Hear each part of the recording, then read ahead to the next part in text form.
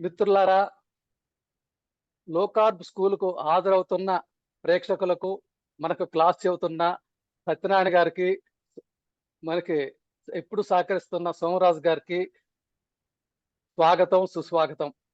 గత క్యాన్సర్ అవగాహన తరగతిలో క్యాన్సర్ అంటే ఏమిటి? అది శరీరంలో కణజాలాల్లో ఎటువంటి మార్పులు తీసుకువస్తుంది? దానికి కారణాలేమిటి? క్యాన్సర్ ఇటీవల కాలంలో పెరగడానికి కారణాలేంటి? మనం క్యాన్సర్ గుర్తించుకోవడానికి ఏ ఏ పరీక్షలు చేయించుకోవాలి? ఒకసారి వచ్చిన తర్వాత దాన్ని ఎలా కంట్రోల్ చేసుకోవాలి? ఇలాంటి విషయాలన్నీ మనము గత క్లాసులో మనం తెలుసుకున్నాం. ఇప్పుడు క్లాసులో కీమో రేడియేషన్ల వల్ల ఏం జరిగిద్ది? క్యాన్సర్ కణాలు వాడుకునే ఆహారాన్ని మనం ఎలా ఆపాలి? మనకు తెలుసు క్యాన్సర్ కణాలు గ్లూకోజ్‌నే బతుకుతాయి. దాన్ని ఎలా ఆపాలి? క్యాన్సర్ యొక్క లక్షణాలేంటి? వార్బర్గ్ రెండో ప్రపంచ యుద్ధం ముందు దీంట్లో చేసిన కృషి ఏంటి? వార్బర్గ్ ఎఫెక్ట్ ఏమిటి? తర్వాత తదనంతర కాలంలో థామస్ షెఫ్రిడ్ ఈ విషయంలో ఏ కృషి చేశారు? క్యాన్సర్‌ను గుర్తించటములో పెట్ స్కాన్ ఎలా ఉపయోగపడుతుంది? క్యాన్సర్ పెరుగుదలపై ఇన్సులిన్ ప్రభావం ఎలా ఉంటుంది? అదే కాకుండా మైటోకాండ్రియాలో ఎనర్జీ ప్రక్రియ దెబ్బతినటం వలన క్యాన్సర్ ఎలా కలుగుతుంది? క్యాన్సర్ నియంత్రణలో కీటోన్ల పాత్ర ఏమిటి? మనం ప్రోటీన్ తీసుకుంటూనే ఆ ప్రోటీన్‌లో ఉన్న ఒక గ్లూటమిన్ అనే ప్రోటీన్‌ని దాన్ని ఇన్హిబిట్ చేయటం ద్వారా క్యాన్సర్‌ని ఎలా నిరోధించుకోవచ్చు? ఈ విషయాలన్నీ కూడా ఈ క్లాసులో మనం తెలుసుకుంటాం. ఈ క్లాస్‌కి మనకు పివి సత్యనారాయణ గారు మనకి అవగాహన ఇస్తారు. పివి గారిని ఈ క్లాస్ ప్రారంభించవలసిందిగా కోరుతున్నాము.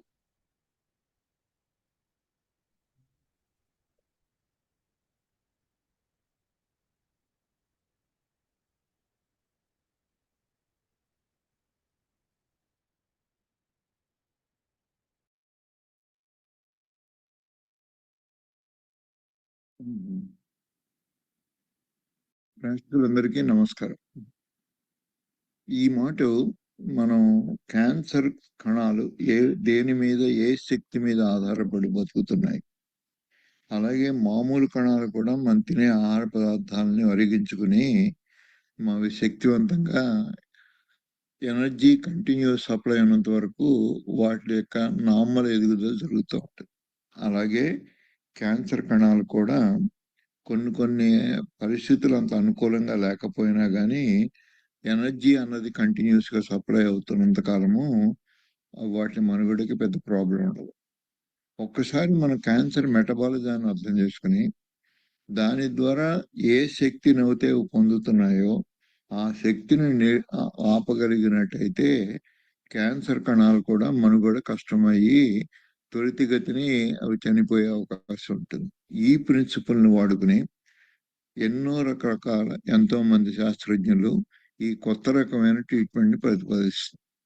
ఇప్పుడు దాకా జరుగుతున్న అన్ని పవర్ఫుల్ డ్రగ్స్ ఉన్నాయి. కీమోథెరపీ, ఇమ్యునోథెరపీ, రేడియేషన్, సర్జరీ, ఇవన్నీ క్యాన్సర్ని తొలగించడానికి, క్యాన్సర్ కణాల మీద కొంతవరకు ప్రభావం చూపి క్యాన్సర్ కణాలని బతకనివ్వకుండా చేయడానికి. కానీ క్యాన్సర్ కణాలతో పాటు మామూలు కణాలు కూడా అదే విధంగా ఎఫెక్ట్ అవ్వడం వలన మనం చాలాసార్లు సైడ్ ఎఫెక్ట్స్ వల్ల ఎక్కువ ప్రమాదాలు జరగడం గుర్తిస్తున్నాం. సో ఇవన్నీ పూర్తిగా అర్థం కావాలి అంటే మనం క్యాన్సర్ మెటబాలిజం ఎంత బాగా అర్థం చేసుకుంటే అంత బాగుంటుంది. అలాగే ముఖ్య గమనిక, ఆరోగ్యానికి మందులు ఎలానో ఆహార విధానం కూడా ఒక మందులు. ముఖ్యంగా మనం ఈ క్యాన్సర్ ట్రీట్మెంట్లో ఆహార విధానాన్ని మార్చి దానికి సమకూర్చుకునేటువంటి శక్తిని మనం నిరోధించినప్పుడు క్యాన్సర్ కణాల్లో మనకి ఎదుగుదల ఆగిపోతుంది. మిగతా మందుల్లోనే ఆహారం వల్ల కూడా మంచి చెడు జరిగే అవకాశం ఉంది. ఈ వీడియోలో చెప్పినవి సమాచారం మరియు అవగాహన కొరకు మాత్రమే గ్రహించగలరు. ఎవరైనా ఈ పద్ధతిని అవలంబించాలి అంటే LCHF ఆహార విధానాన్ని అమలు చేస్తున్న వైద్యులను సంప్రదించవలసి ఉంటుంది. అలాగే క్రితంసారి వీటి గురించి మాట్లాడుకున్నాం. మనం క్యాన్సర్ అన్న లక్షణాలు, కణజాలం ఎలా ఉంటుంది, క్యాన్సర్ ఏ విధంగా పెరుగుతూ ఉంటుంది, ఇది ప్రమాదకరమైన క్యాన్సర్ అని గుర్తించడానికి ఈ 10-15 లక్షణాలు ఉంటే వాటిని మనం ఆ విధంగా గుర్తిస్తాం. వాటిలో ముఖ్యంగా అది ఇమ్మోర్టల్. అవి ఏ విధమైన కొద్ది శక్తి ఉన్నా గానీ అవి ఇమ్మోర్టాలిటీని సంపాదించుకొని ఆ కణం విభజన జరుగుతూనే ఉంటుంది. సో ఈ విధమైన శక్తిని ఎంతకాలం వాటికి ఎనర్జీ సోర్స్ ఉంటే ఒక్క ఎనర్జీ సోర్స్ ఆగినప్పుడు మాత్రమే ఈ కణ విభజన ఆగిపోతుంది. అదే విధంగా ఈ క్యాన్సర్ కణాలు అవి మనుగడ చెందలేవు. అలాగే దానికి కావాల్సినటువంటి మిగతావి ఈ గ్రోత్ సప్రెసర్ హార్మోన్స్ని, అలాగే ఈ ఇమ్యూనిటీని అపోజ్ చేసి ఎన్నో కణజాలం మన శరీరంలో ఈ ప్రాసెస్ జరగకుండా కూడా ఉపయోగపడుతుంది. దాన్ని టీ సెల్స్ అంటారు. ఆ టీ సెల్స్ని ఎంతవరకు మనం వీటిని నిరోధించగల శక్తిని వాటికి ఆపాదించగలిగితే అంత తొందరగా ఈ క్యాన్సర్ కణ విభజన ఆగిపోయి మనకి తొందరగా క్యాన్సర్ని నివారించుకునే శక్తి వస్తుంది. కానీ దీనికి ముఖ్యంగా మనం తెలియవలసిందంటే క్యాన్సర్ కణాలు ఏ ఆహార పదార్థాలను వాడుకుని అవి జీవితాన్ని కంటిన్యూ చేస్తున్నాయి అన్నది ముఖ్యమైనది. వీటిలో ఇంత ముందాక మనం క్యాన్సర్ ఏ విధంగా పెరుగుతుంది, దీంట్లో జరిగే న్యూక్లియస్ లో జరిగే మ్యూటేషన్స్, అదే ఒక థియరీ మీద బేస్ అయినటువంటి ట్రీట్మెంట్లు ఇవన్నీ ఇంతకుముందు మనం తెలుసుకున్నాం. కానీ ఈ రోజున ఈయన చేసిన కృషి, ఈయన బోస్టన్ యూనివర్సిటీ ప్రొఫెసర్ గారు, ఈయన థామస్ సైఫ్రీడ్ అని బయాలజీ ప్రొఫెసర్, ఈయన చేసిన కృషి అపారమైనది. ఈయన ప్రకారం క్యాన్సర్ న్యూక్లియస్ కన్నా కూడా ఎక్కువ కణజాలంలో ఉన్న మైటోకాండ్రియా దెబ్బతినడం వల్ల అది శ్వాసని రెస్పిరేషన్ అంటారు. ఆ శ్వాసని దెబ్బతీయడం వల్ల క్యాన్సర్ లక్షణాలు వస్తున్నాయి. So mitochondrial respiration, metabolic respiration, దీని మీద మనం ఎంత కాన్సన్ట్రేషన్ చేసి దాన్ని అదుపులో ఉంచగలిగినట్లయితే క్యాన్సర్ని కూడా అదుపులో ఉంచుకునే శక్తి మనం సంపాదించగలం అన్నది ముఖ్య ఉద్దేశంతో ఈయన ఈ పుస్తకం రాశారు. ఎవరికైనా ఇంట్రెస్ట్ ఉంటే ఈ పుస్తకం నుంచి పూర్తి డీటెయిల్స్ చదివినప్పుడు ఎన్నో కొత్త విషయాలు, ప్రజెంట్లో జరుగుతున్నటువంటి ఎంతో రీసెర్చ్ దీనికి మీద ఆధారపడి జరుగుతాం. అట్లాగే ఈయన చెప్పే దీంట్లో ముఖ్యంగా ఇంత ముందాక ఎస్టాబ్లిష్ అయిన థియరీస్ అవి ఎందువరకు ఈ క్యాన్సర్ని అభివృద్ధి చెందడానికి, క్యాన్సర్ రావడానికి పూర్తిగా ఎక్స్ప్లెయిన్ చేయట్లేవు కాబట్టి మనం ఈ కొత్త థియరీని ప్రతిపాదించవలసి వస్తుంది. అటువంటి వాటిలో ముఖ్యంగా ఈ ఉన్న ఎన్నో పబ్లిష్డ్ లిటరేచర్, ముఖ్యంగా జీన్ మ్యూటేషన్స్, ఇవి చాలా మట్టుకి కొన్ని క్యాన్సర్లలో అసలు జరగకుండానే క్యాన్సర్ రావడం ఇది ఆశ్చర్యాన్ని పరిచేస్తుంది.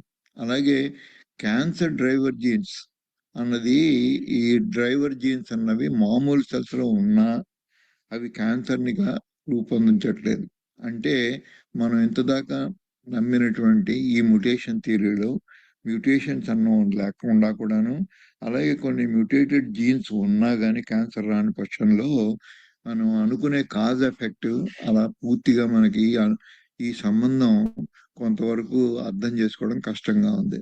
అలాగే కార్సినోజెన్స్ అన్నవి కొన్ని మనం ప్రత్యేకించి ఏ కారణాల వల్ల అయితే మామూలు సెల్స్ క్యాన్సర్ సెల్స్గా మారుతున్నాయో వాటిని కార్సినోజెన్స్ అని అంటారని, అవన్నీ కూడా లేకుండా కూడా కొన్ని చెట్లు మ్యూటేషన్ జరగడం ఇది ఇంకా ఆశ్చర్యాన్ని. అట్లాగే కన్వెన్షనల్గా ఈ ట్రెడిషనల్గా ఈ అనాది కాలం నుంచి ఎంతో మంది ఈ ఎస్కిమోస్ లాంటి వాళ్ళు, తర్వాత మస్యా లాంటి వాళ్ళు, అలాగే ఇన్యూట్ పీపుల్, వీళ్ళందరూ వాళ్ళు కంటిన్యూ చేస్తున్నటువంటి ట్రెడిషనల్ వాళ్ళ జీవితాలు కంటిన్యూ చేసినప్పుడు ఆ ఉన్న తెగల్లో మనం క్యాన్సర్ అనేది లేకుండా చూస్తున్నాం. వీటికి మ్యూటేషన్స్కి పెద్ద ఎక్కువ సంబంధం లేదు. అలాగే కొన్ని యానిమల్ కింగ్డమ్లో ముఖ్యంగా చింపాంజీస్, అడవిలో ఉన్నటువంటి చింపాంజీస్, వీటిలో క్యాన్సర్ చాలా అరుదుగా చూస్తున్నాం. చింపాంజీస్ని ఎందుకు ఎంచుకున్నాం అంటే చింపాంజీస్ మనుషులు చాలా దగ్గర సంబంధం ఉన్నవాళ్ళు. జస్ట్ ఒక ఎవల్యూషన్లో ఒక ప్రాసెస్లో చాలా మంది నమ్మకం ఏంటంటే chimpanzees our closest relatives. So వాటిలో ఇక్కడ క్యాన్సర్ రాకుండా ఎక్కువ మనుషుల్లోనే, మానవ జాతిలోనే ఎక్కువ రావడానికి, అది కలగడానికి కూడా ఈ మ్యూటేషన్ థియరీ పూర్తిగా ఎక్స్ప్లెయిన్ చేయలేకపోతుంది. సో అందుకోసమని ఈ రెండో థియరీ మీద కొంతవరకు మొగ్గు చూపించి ఇది ఎలా జరుగుతుంది. దీంట్లోనే మనం తెలుసుకోవాల్సింది ఏంటంటే, మన దేశంలో అయితే అంత ఖచ్చితమైన గణాంకాలు ఉండవు గానీ, స్వీడన్‌లోను, డెన్మార్క్‌లోను ఈ ఐడెంటికల్ ట్విన్స్ రిజిస్ట్రీస్ ఉంటాయి. అంటే పుట్టినప్పుడే వాళ్ళు రిజిస్టర్ చేసి, వాళ్ళ జీవితాలన్నీ ఒక 30 ఏళ్ళు, 40 ఏళ్ళు వాళ్ళు ఈ ట్విన్స్ ఏ విధంగా బతుకుతున్నారు, వాళ్ళ జీవితాలు ఏమిటి అనేది కొంతమంది ఇంట్రెస్ట్ పీపుల్ స్టడీ చేసినప్పుడు, మన జెనెటిక్సే ఒకటే అయితే ఐడెంటికల్ ట్విన్స్‌లో మన ఎక్స్‌పెక్టేషన్ ఏంటంటే ఒకే విధంగా క్యాన్సర్‌లు కూడా రావాలి అని. కానీ ఈ రిజిస్ట్రీలు చూసినప్పుడు వీటికి అనుగుణంగా కాకుండా వీటిలో మనకి ఒక 5% నుంచి ఒక 27% దాకానే మనం ఇటువంటి క్యాన్సర్‌లు ఐడెంటికల్ ట్విన్స్‌లో చూస్తున్నాం. అంటే 73%లో ఇవి ఎన్విరాన్మెంటల్ ఫ్యాక్టర్సే గాని జెనెటిక్ మ్యూటేషన్స్ కాదు అన్న దాన్ని బట్టి కూడా ఈ ట్విన్స్‌లో మామూలుగా ఎక్స్‌పెక్ట్ చేసేదంటే ఐడెంటికల్ జీన్స్ ఉంటాయి. ఈ ఐడెంటికల్ జీన్స్‌కే గనక అటువంటి శక్తి ఉన్నట్టయితే క్యాన్సర్‌గా మారేది. జెనెటిక్‌గా గాని ఉన్నట్టయితే ఈ ఐడెంటికల్ ట్విన్స్‌లో అందరికీ ఈక్వల్‌గానే క్యాన్సర్ రావడం సమంజసంగా ఉంటుంది. కానీ అలా కాకుండా 73% ఈ ఎన్విరాన్మెంటల్ ఫ్యాక్టర్స్ వల్లే క్యాన్సర్ వస్తుంది గానీ, ఈ జెనెటిక్స్ వల్లే మాత్రమే ఒకే చోట పెరిగిన, ఒకే ఆహారం తీసుకున్న 27% మంది కన్నా ఈ ఐడెంటికల్ ట్విన్స్‌లో క్యాన్సర్‌లు రావడం వీళ్ళు గుర్తించలేదు. అట్లాగే ముఖ్యంగా ఈ ఫ్రెటర్నల్ ట్విన్స్ అంటారు. ఐడెంటికల్ ట్విన్స్ అంటే ఇద్దరు ఒకేలా ఉంటారు ఖచ్చితంగాను. కానీ ఈ ఫ్రెటర్నల్ ట్విన్స్‌లో అంత ఖచ్చితమైన జెనెటిక్ మెటీరియల్ ఇద్దరికీ ఒకేలా ఉండదు. అటువంటి వాళ్ళలో కూడా వాళ్ళు గుర్తించినప్పుడు ఓన్లీ 5% to 14% ఈ ఐడెంటికల్ ట్విన్స్‌లో ఉన్నటువంటి క్యాన్సర్ లక్షణాలు ఈ ఫ్రెటర్నల్ ట్విన్స్‌లో అంతకన్నా తక్కువగానే చూస్తున్నారు. సో, దాన్ని బట్టి ఫ్రెటర్నల్ ట్విన్స్ అయినా, ఐడెంటికల్ ట్విన్స్ అయినా మామూలుగా జెనెటిక్ మెటీరియల్ అంతా ఒకటే ఉన్నప్పుడు, వాళ్ళలో కూడా ఈ వ్యత్యాసం క్యాన్సర్ ఉంది అంటే జెనెటిక్స్ ఒక్కటి మాత్రం కాదు అన్నది అర్థమవుతుంది.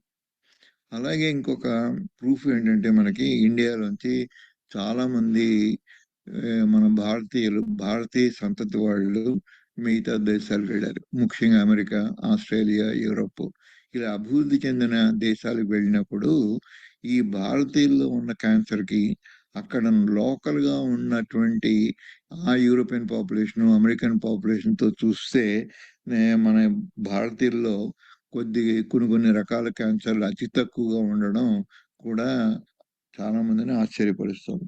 ముఖ్యంగా మీరు చూసినట్టయితే బ్రెస్ట్ క్యాన్సరు యూఎస్ఏలో ఉన్నటువంటి అమెరికన్స్‌కి, ఇండియాలో ఉన్న అమెరికన్స్‌కి, ఇది ఇండియాలో ఉన్న అమెరికన్స్‌లో ఈ మాత్రం ఇన్సిడెన్స్ ఉంటే, ఇదే అమెరికాలో ఉన్నటువంటి ఇండియన్స్‌లో ఇంత ఎక్కువ శాతం మందికి ఈ బ్రెస్ట్ క్యాన్సర్ వస్తుంది. అంటే ఒకే సంతతి, ఒకే జాతికి చెందిన వాళ్ళు వేరు వేరు ప్రదేశాల్లో ఉన్నప్పుడు ఈ క్యాన్సర్ అన్నది వేరుగా కనపడుతున్నప్పుడు మన జెనెటిక్స్ ఒక్కదాన్నే మనం ప్రామాణికంగా తీసుకోలేం.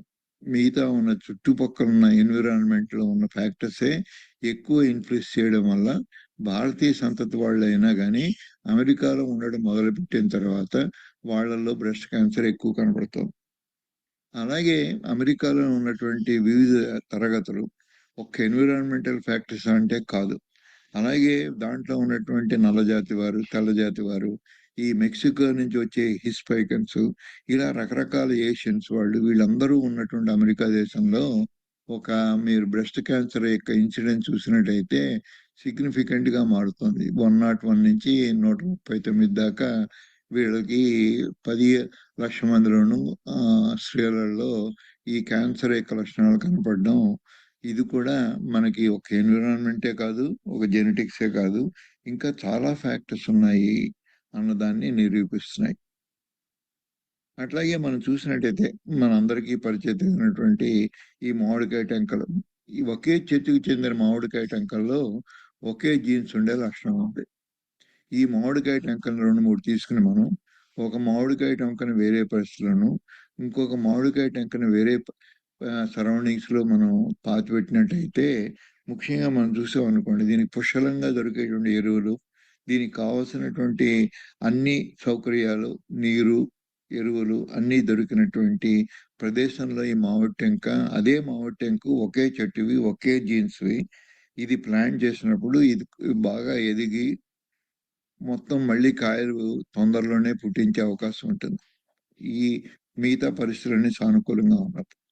కానీ అదే ఇంకో టెంక, అదే మామిడి చెట్టున సంబంధించినటువంటి మామిడి టెంకలో జీన్స్ అవే ఉన్నా కానీ మనకున్న అన్ఫేవరబుల్ ఎపిజెనెటిక్స్ అంటారు. అంటే అక్కడ ఉన్నటువంటి నీరు ఎంత దొరుకుతుంది, పోషక విలువ ఉన్నటువంటి మిగతా పదార్థాలు ఎంత ఉన్నాయి అన్న దాన్ని బట్టి ఈ మామిడి టెంక అసలు మొక్కగా కూడా ఎదక్కపోవచ్చు, ఎదిగినా బాగా వీక్గా కూడా ఉండొచ్చు, అదే విధంగా కాయలు ఇవ్వకపోవచ్చు. దీన్ని బట్టి మనకి ఏమవుతుందంటే జీన్స్ కన్నా కూడా మన చుట్టూ ఉన్నటువంటి వాతావరణంలో ఉన్న ఎపిజెనెటిక్స్ చాలా ఇంపార్టెంట్ రోల్ ప్లే చేస్తున్నాయి. అందుకోసమని మనం జీన్స్ మీద ఎక్కువ ఆధారపడకుండా ఎటువంటి పరిస్థితుల్లో ఎవరెవరు ఎక్కడ మనుగడ సాగిస్తున్నారు, దానివల్ల ఈ క్యాన్సర్ బారిన పడే అవకాశాలు ఎన్ని అని తెలుసుకున్నప్పుడు మనం ఈ కార్సినోజెన్స్ గురించి ఎక్కువ తెలుసుకోవాలి. మనం ఇంతకుముందు చూసాము, మనం తీసుకునే ఆహారం, మనకున్న స్మోకింగ్, 100% వరకు ఈ 2 ఫ్యాక్టర్సే రెస్పాన్సిబుల్ క్యాన్సర్కి.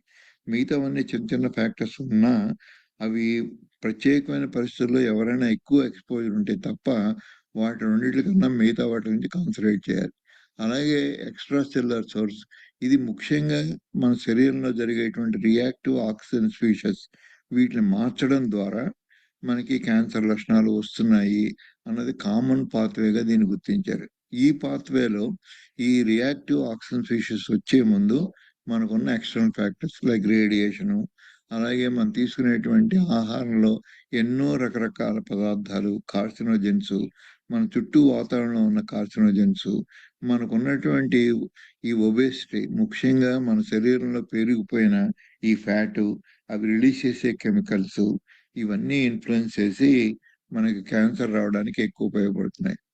అలాగే free radicals, reactive oxygen species, మనం ప్రతినిత్యం గాలి పీలుస్తాం, దాంట్లో ఆక్సిజన్ ఉంటుంది. ఆక్సిజన్లో ఉన్నటువంటి మాలిక్యూల్స్ కొద్దిగా విడిపోతే తప్ప మన మెటబాలిజంలో దాన్ని వాడుకోలేం. అటువంటి పరిస్థితుల్లో కొన్ని ఆక్సిజన్ మాలిక్యూల్స్, రాడికల్స్ ఇవి వాడుకోలేనప్పుడు ఇవి ఫ్రీ రాడికల్స్గా మిగిలిపోతాయి. అలా మిగిలిపోయినవి ఎక్కువ డ్యామేజ్ చేస్తాయి. ముఖ్యంగా మన న్యూక్లియస్లో కానీ, అలాగే మన మైటోకాండ్రియాలో ఉన్నటువంటి జీన్స్ని డ్యామేజ్ చేసి వాటి రూపాంతరం చెందుతాయి.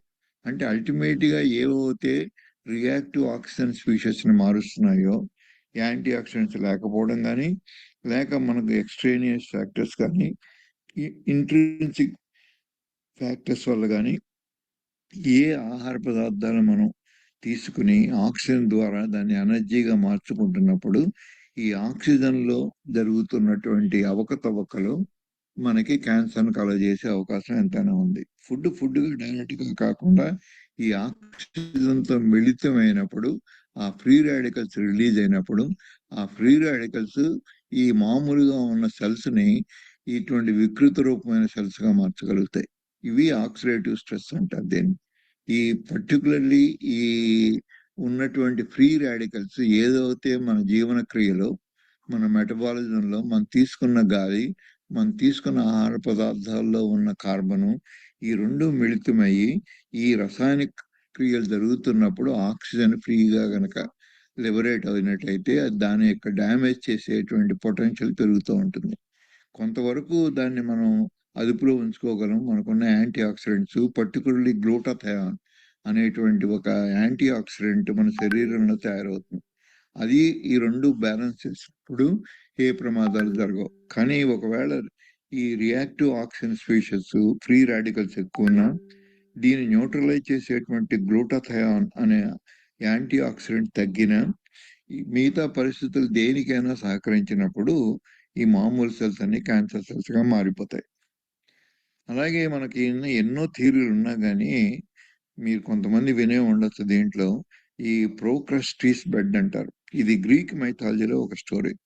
సముద్ర దొంగలను అందరినీ ఆహ్వానించి ఈ ప్రోక్రస్టీ అన్న ఆయన వీళ్ళకి ఆశ్రయం ఇచ్చి ఆయనకున్న బెడ్లో వీళ్ళకి అందరికీ విశ్రాంతి తీసుకోవడానికి అవకాశం కల్పించేవాడు.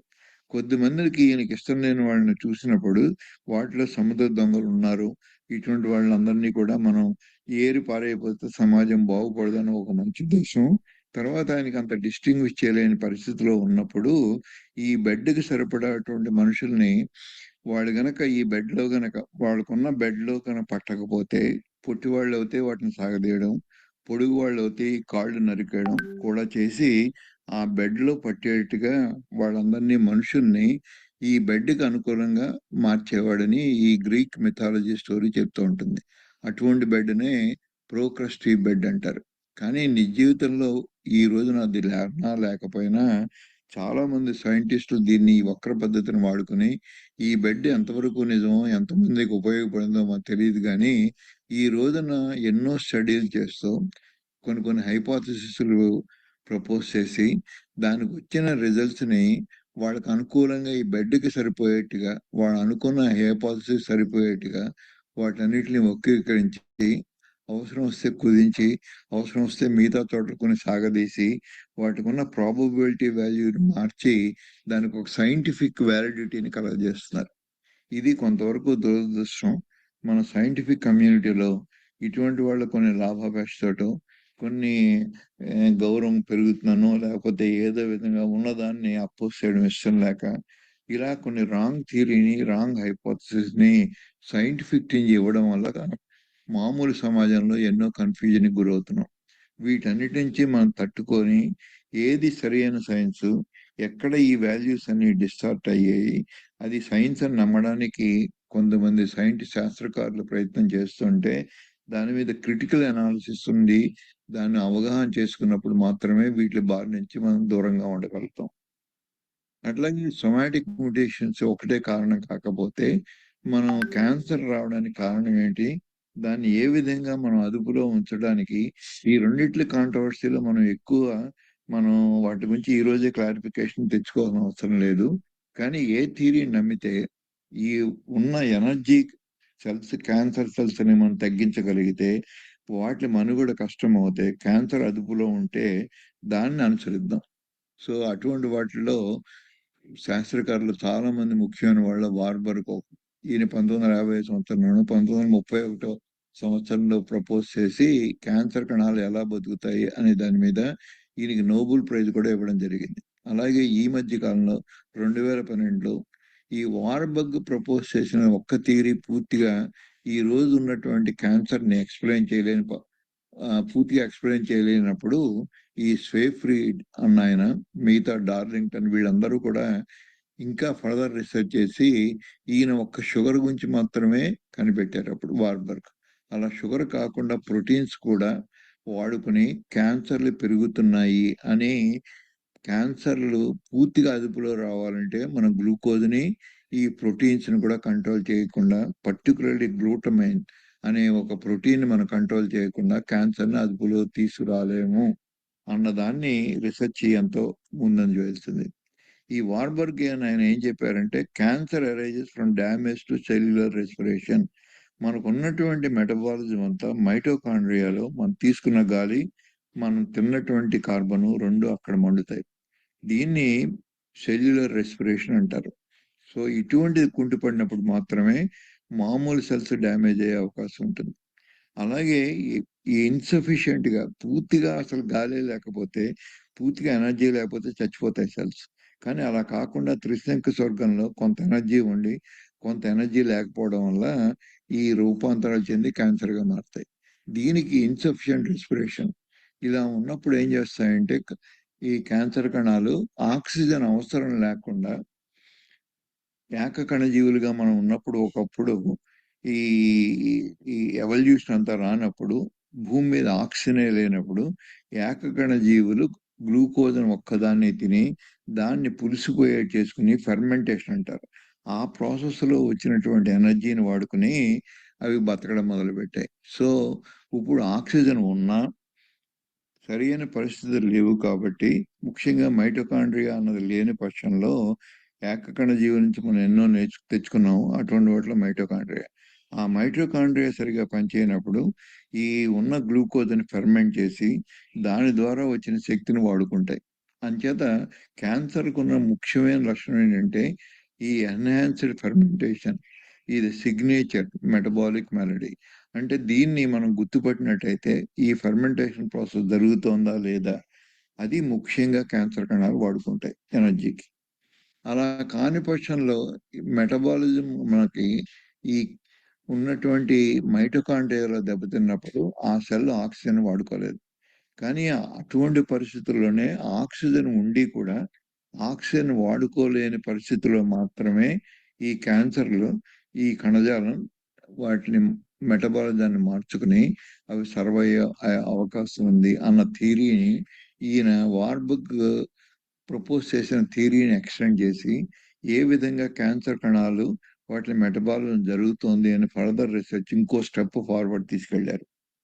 ఈయన చేసిన ముఖ్యమైన రీసెర్చ్ ఏంటంటే 2012లో ఇది పబ్లిష్ అయింది. ఇది ల్యాండ్ మార్క్ స్టడీ. దీంట్లో ఏంటంటే నార్మల్ సెల్స్‌ని గనక వాటిని సెల్ కల్చర్ చేసినప్పుడు మళ్ళీ నార్మల్ సెల్స్ రావడం పరిపాటి. అలాగే క్యాన్సర్ కణజాలాన్ని మొత్తం యాజ్ ఇట్ ఈజ్‌గా ఈ ట్యూమర్ సెల్స్‌ని మనం ఈ కల్చర్ చేసినప్పుడు మళ్ళీ ట్యూమర్ సెల్సే రావడం. కానీ ఇప్పటిదాకా ఉన్నది దీంట్లో ఉన్నది న్యూక్లియసా? వీటిలో ఉన్న మైటోకాండ్రియా? దేనివల్ల ఈ క్యాన్సర్ సెల్స్ మళ్ళీ పునరుత్పత్తి జరుగుతోంది అన్న దాని మీద ఇప్పటిదాకా ఈ అందరూ నమ్మింది ఏంటంటే న్యూక్లియస్ వల్లే జరుగుతుంది. దీనికి ఈ మైటోకాండ్రియాకి సంబంధం లేదు. అటువంటప్పుడు ఈయన చేసిన ఎక్స్‌పెరిమెంట్ ఏంటంటే ఈ ట్యూమర్ సెల్స్‌లో ఉన్న ఒక్క న్యూక్లియస్‌ని మాత్రమే ఈ పునరుత్పత్తి అయ్యే కణజాలంలో పెట్టినప్పుడు అవన్నీ చాలా మట్టుకు మళ్ళీ క్యాన్సర్ సెల్స్‌గా మారకుండా నార్మల్ సెల్స్ అవ్వడం మొదలుపెట్టాయి. అలాగే ఇంకో కొన్ని ఎక్స్‌పెరిమెంట్‌లో ఈ న్యూక్లియస్‌ని అలాగే వదిలేసేసి ఒక్క మైటోకాండ్రియాని మాత్రమే ఈయన ట్రాన్స్‌ఫర్ చేసినప్పుడు కొత్త సెల్స్‌లో అవన్నీ కూడా ట్యూమర్ సెల్స్‌గా అయ్యాయి. సో, దీన్ని బట్టి ఏమర్థమవుతుందంటే న్యూక్లియస్ కన్నా కూడా మనకి మైటోకాండ్రియా ఇంపార్టెంటు. ఈ మైటోకాండ్రియా ఎప్పుడైతే అది దెబ్బతిందో దాంట్లో క్యాన్సర్ లక్షణాలు కలుగజేసే ఈ మైటోకాండ్రియా జీన్స్ ఈ న్యూక్లియస్ జీన్స్‌ని ఇన్‌ఫ్లుయెన్స్ చేస్తున్నాయో అప్పుడు మాత్రమే ఈ క్యాన్సర్ కణాలు మళ్ళీ పునరుత్పత్తి జరుగుతోంది. సో, మనం ఇప్పటిదాకా నమ్మినటువంటి న్యూక్లియస్ కాకుండా ఈ మైటోకాండ్రియాలో ఉన్న జీన్స్ ఇంపార్టెంట్. మైటోకాండ్రియా అన్నది ఎన్నో ఆహార పదార్థాలు మనం తీసుకున్నప్పుడు ఇవన్నీ కూడా చెడిపోయే అవకాశం ఉంది. అందుకోసమని మనం తీసుకునే ఆహారానికి మనకు డెవలప్ అయ్యే క్యాన్సర్‌కి ఈ మైటోకాండ్రియా ద్వారా చాలా దగ్గర సంబంధం ఏర్పడింది. సో, క్యాన్సర్ గనక న్యూక్లియర్ జీన్స్ తోటి దాంట్లో జరిగే మ్యూటేషన్స్‌కి సంబంధం లేకపోతే దెన్ మైటోకాండ్రియల్ దానికి సంబంధించినటువంటి మెటబాలిజము చాలా క్రూషియల్‌గా మారింది. అది అందుకోసమని మనం డైట్‌లో ఏ విధంగా ఈ మైటోకాండ్రియాలో జరిగేటువంటి ఈ మెటబాలిజాన్ని మనం కంట్రోల్ చేసినట్టయితే అంత తొందరగా మనం ఈ క్యాన్సర్‌ని కూడా కంట్రోల్ చేయొచ్చు.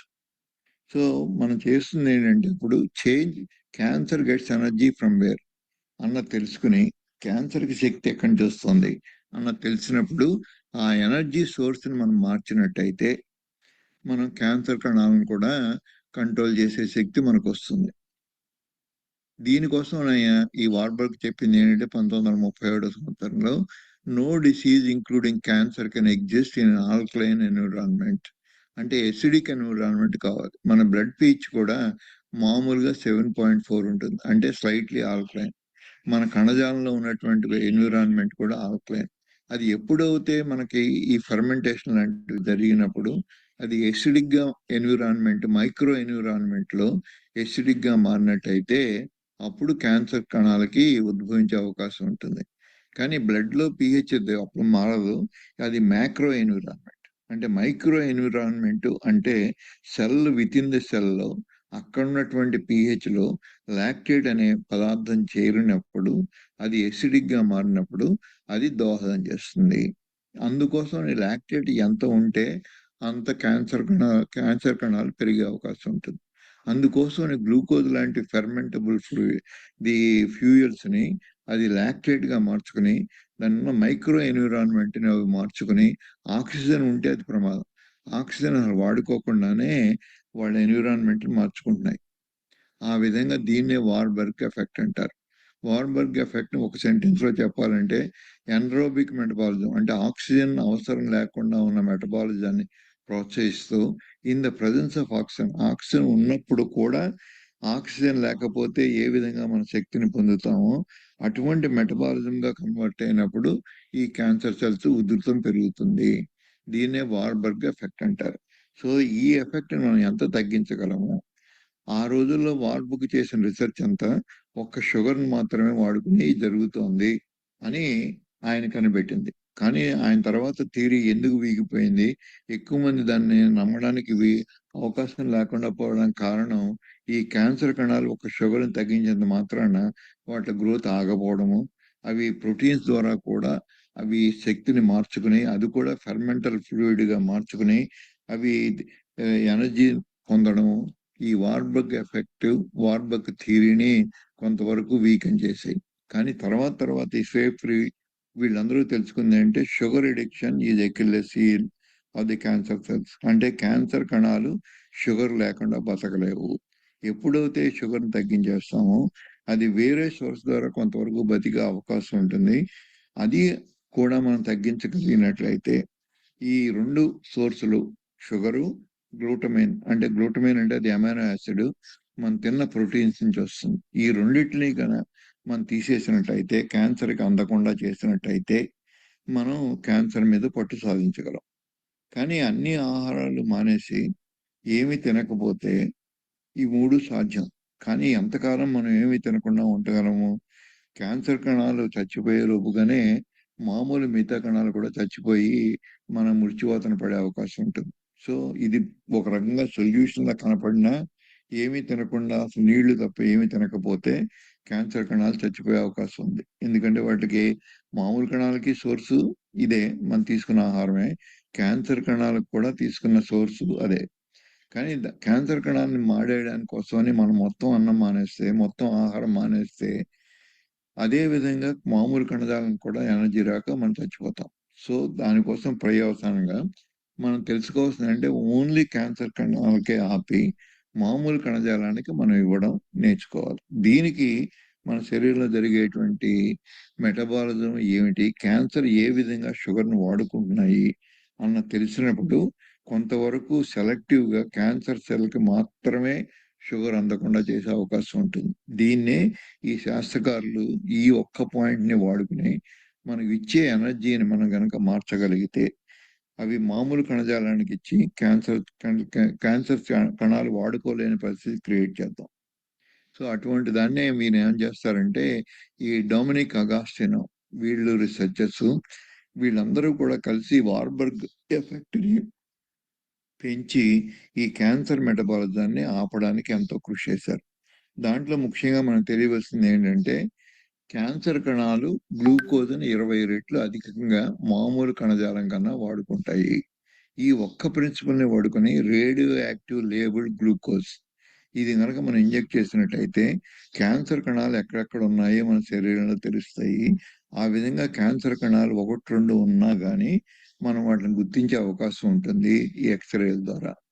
అన్న ఈ ప్రిన్సిపల్‌ని వాడుకొని మనం ఈ పెట్ స్కాన్ అన్నది వార్బర్గ్ తయారు చేసిన ఆయన ప్రతిపాదించిన ఈ థియరీ తోటి, హైపోథెసిస్ తోటి మనం ఈరోజు పెట్ స్కాన్ అన్నది వాడుకుంటున్నాం. ఈ పెట్ స్కాన్ అన్నది ఎంత ఇంపార్టెంట్ అంటే మనకి ఇప్పుడు ఈ వీటిని పెట్ స్కాన్ ద్వారా వాడుకొని క్యాన్సర్ ఎక్కడెక్కడ ఉందో తెలుసుకుంటాం. అదే విధంగా క్యాన్సర్ కణాలు ఎక్కడెక్కడ ఉన్నాయో తెలుసుకున్నట్టుగానే ఈ క్యాన్సర్ కణాలకి ఈ రేడియో యాక్టివ్ గ్లూకోజ్ చేరి దీంట్లో డిపాజిట్ అయినట్టుగానే మనం గ్లూకోజ్‌ని కూడా ఆపేయగలిగితే క్యాన్సర్ కణాలకు వెళ్ళకుండా మనం క్యాన్సర్ కణాలని చాలా మటుకు పట్టు సాధించినట్టే. కానీ ఈ వార్బర్గ్ ఎఫెక్ట్‌ని పూర్తిగా అర్థం చేసుకోవడానికి మధ్యలో కొన్ని సందర్భాల్లో వార్బర్గ్ ఎఫెక్ట్ లేకుండా కూడా క్యాన్సర్‌లు పెరుగుతున్న సందర్భంలో ఈ థియరీ మరుగున పడిపోయింది. తర్వాత వచ్చిన రెండో ప్రపంచ యుద్ధం. తర్వాత ఎక్కువ మంది దీని గురించి ఎక్కువ పట్టించుకోకపోవడము. తర్వాత క్యాన్సర్ ఇది షుగర్ తగ్గించినా గానీ ఇంకా షుగర్ పెరగడం. అందువలన ఎక్కువ మందికి దీని మీద ఇంట్రెస్ట్ అంతా మారి ఈ జెనెటిక్ థియరీని నమ్ముతూ దానిలోనే ఎక్కువ ఈ శాస్త్రకారులందరూ కాన్సంట్రేట్ చేసి మన రీసెర్చ్ అంతా దాంట్లో చేశారు. ఆ విధంగా మనకు తెలియవలసింది ఏంటంటే sugar ferments and feeds cancer cell. Sugar అన్నది ఈ పులిసిపోవడం అనేది జరిగే ప్రక్రియలో షుగర్‌కి ప్రాముఖ్యత ఉంది. అలాగే అదే మన క్యాన్సర్‌ని కూడా ఫీడ్ చేస్తుంది. అందుకోసమని షుగర్‌ని కట్ చేయడం అనేది మోస్ట్ ఇంపార్టెంట్. అలాగే షుగర్స్ ఎంత ఎక్కువ ఉంటే మన శరీరంలో ఒక ఇన్సులిన్ అనేది కూడా పెరుగుతుంది. వాటిలోనే గ్రోత్ ఫ్యాక్టర్స్ కూడా పెరుగుతాయి. న్యూట్రియంట్స్, గ్రోత్ ఫ్యాక్టర్స్, ఈ ఆక్సిజన్, ఈ 3 మిళితమైనప్పుడు మన శరీరంలో ఒక పాత్వే స్టిమ్యులేట్ అవుతుంది. దీన్నే ఎంటార్ పాత్వే అంటారు. ఇది మనకున్నటువంటి సెల్స్‌ని పునరుత్పత్తి చేయడానికి ఉపయోగపడే పాత్వే. దీని మీద ప్రభావం ఎంత ఎక్కువ ఉంటే ఎంటారు, దీన్ని ఆపగల శక్తి ఒక రాఫామైసిన్‌కి ఉంది. మిగతావన్నీ కూడా దీన్ని ప్రోత్సహించి క్యాన్సర్‌ని పెంచే అవకాశం ఉంటుంది. కానీ రాఫామైసిన్ లాంటి కొన్ని కెమికల్స్ ఈ పాత్‌ని అడ్డం పడి దీన్ని నిరోధించి క్యాన్సర్‌ని పెరగకుండా కూడా చేయగలవు. అలాగే మనం వీటిలో ఉన్న గ్రోత్ ఫ్యాక్టర్స్ గానీ, ఈ న్యూట్రియంట్స్ గానీ, ఈ ఆక్సిజన్ గానీ, ఈ మూడిట్లో ఏది కట్ చేసినా గానీ ఈ గ్రోత్‌ని మనం తగ్గించే అవకాశం ఉంటుంది. అదే ఎంటార్ పాత్వే. దాంట్లో ముఖ్యంగా ఈ ఇన్సులిన్ అనేది ప్రాముఖ్యత ఎంతో ఉంటుంది. ఎంత ఇన్సులిన్ ఎక్కువ ఉంటే, ఎంత మనకి ఇన్సులిన్ రెసిస్టెన్స్ ఎక్కువ ఉండి, దానికి కాంపెన్సేట్ చేయడానికి ప్యాంక్రియాస్ ఎంత ఎక్కువ ఇన్సులిన్ గనక ప్రొడ్యూస్ చేస్తే, ఆ ఇన్సులిన్ అంత ఎంటార్ పాత్వేని స్టిమ్యులేట్ చేస్తే అంత క్యాన్సర్ పెరుగుతుంది. మనం ఇంతకుముందు దాకా ఎన్నో సార్లు మనం తెలుసుకున్నాం. ఇన్సులిన్ తగ్గించుకోవాలి, ఇన్సులిన్ రెసిస్టెన్స్ తగ్గాలి అంటే మనం తీసుకునేటువంటి పిండి పదార్థాలు తగ్గితే తప్ప ఈ ఇన్సులిన్ ప్రభావం శరీరంలో తగ్గదు. సో అందుకోసమని మనం తీసుకునే పిండి పదార్థాలకి ఈ క్యాన్సర్‌కి డైరెక్ట్ రిలేషన్స్ లేకపోయినా ఇన్సులిన్ ద్వారా, ఈ గ్రోత్ ఫ్యాక్టర్ ద్వారా, ఈ ఎంటార్ పాత్ ద్వారా మనకి క్యాన్సర్‌కి మనం తిన్న ఆహార పదార్థాలకి దగ్గర సంబంధం ఏర్పడింది. మామూలుగా చూసుకున్నట్టయితే మన ఎనర్జీ అంతా మామూలు సెల్స్‌లో మనం తీసుకున్న పిండి పదార్థాలు, మనం తీసుకున్న ఫ్యాట్స్ ఇవన్నీ ఈ మైటోకాండ్రియాలో బర్న్ అవుతాయి. దీనికి ఆక్సిజన్ అవసరం వస్తుంది. ఆక్సిజన్ లేని పక్షంలో ఈ ఉన్నటువంటి ఆహార పదార్థాల్లో ఉన్న ఎనర్జీ మైటోకాండ్రియా లోపలికి వెళ్ళలేదు. మైటోకాండ్రియా దాన్ని అడ్వాన్స్‌డ్ ప్రాసెస్ చేసి దాంట్లో మనం తిన్న ఒక కార్బన్ నుంచి ఒక 90 ఏటీపీల దాకా మనం తిన్న ఒక ఫ్యాట్ నుంచి 90 ఏటీపీల దాకాను, మనం తిన్న ఒక కార్బన్ గ్లూకోజ్ నుంచి ఒక 36 ఏటీపీలుగా కన్వర్ట్ చేస్తుంది. ఈ మైటోకాండ్రియా లేని పక్షంలో దీంట్లో ఉన్న సైటోప్లాజం అంటారు సెల్‌లో ఉన్నదాన్ని. దాంట్లోనే ఈ గ్లూకోజ్ పైరువేట్‌గా మారి, అదే లాక్టేట్‌గా మారి దీంట్లోకి వెళ్ళకుండా, క్రెబ్స్ సైకిల్‌లోకి వెళ్ళకుండా ఇక్కడే ఉండిపోయి అది 2 ఏటీపీలుగా మారుస్తుంది. చాలా పూరు ఈ ఏటీపీ జనరేషన్ ఈ గ్లూకోజ్ నుంచి ఇక్కడ 2 వస్తాయి సైటోప్లాజంలో. మైటోకాండ్రియాలో ఉన్నప్పుడు అది ఆల్మోస్ట్ 36 రెట్లు పెరుగుతుంది. సో ఈ మార్పులు మామూలు కణజాలంలో జరగడం వల్ల మోస్ట్ ఎఫిషియెంట్‌గా మనం తిన్న ఆహారాన్ని వాడుకుంటాం. కానీ క్యాన్సర్‌లో ఈ మైటోకాండ్రియా దెబ్బతినడం వల్ల ఇదే మన సెల్ లోపల సైటోప్లాజంలో ఉన్న మెటబాలిజాన్ని 40% పెంచుకుంటుంది. ఇది సబ్‌స్ట్రేట్ లెవెల్ ఫాస్ఫోరిలేషన్ అంటారు. అంటే పైరువేట్‌గా మారిన తర్వాత ఈ క్రెబ్స్ సెల్‌లోకి ఎంటర్ కాని పక్షంలో బికాజ్ మైటోకాండ్రియా అన్‌హెల్తీగా ఉన్నాయి. ఈ మైటోకాండ్రియా సరైన ఫంక్షన్ చేయనప్పుడు ఇవంతా ఇక్కడే ఆగిపోయి ఇది మన ఫెర్మెంటెడ్ ఫ్యూయల్‌గా మారిన తర్వాత దాని నుంచి వచ్చేటువంటి శక్తిని ఒక గ్లూకోజ్ మాలిక్యూల్‌కి అది 2 ఏటీపీలుగా కన్వర్ట్ చేసుకొని పూర్‌గా దీన్ని వాడుకోవడం మొదలుపెడుతుంది. అలాగే ఈ ఆక్సిడేటివ్ ఫాస్ఫోరిలేషన్‌లో జరగవలసిన మామూలు క్రియ 20% తగ్గిపోతుంది. ఈ మార్పును మనం గుర్తించి ఏ విధంగా వీటిని మనం అడ్వాంటేజ్‌గా తీసుకొని మనం మళ్ళీ ఈ మైటోకాండ్రియా హెల్త్‌ని పెంచినట్టయితే ఈ క్యాన్సర్ కణజాలం కూడా దెబ్బతింటుంది. దానికోసమని ముఖ్యంగా మనం తెలుసుకోవాల్సిందంటే క్యాన్సర్ కణజాలానికి మన ఫ్యాట్ ద్వారా వచ్చిన కీటోన్ బాడీస్‌ని వాడుకునే శక్తి ఉండదు. ఎందుకంటే వాటిలో మైటోకాండ్రియా దెబ్బతిన్నాయి. కానీ ఈ కీటోన్ బాడీస్‌ని మామూలు మైటోకాండ్రియా గనక వాడుకుని, మామూలు శక్తిగా దాన్ని కన్వర్ట్ చేసుకొని, మామూలు కణజాలం పూర్తిగా దాన్ని వాడుకోగలదు. సో అందుకోసమని మనం ఈ కీటోన్ బాడీస్‌గా మార్చుకుని, ఇటువంటి కీటోన్ బాడీస్ సప్లై చేసినంత వరకు వాటిని క్యాన్సర్ కణాలు వాడుకోలేవు.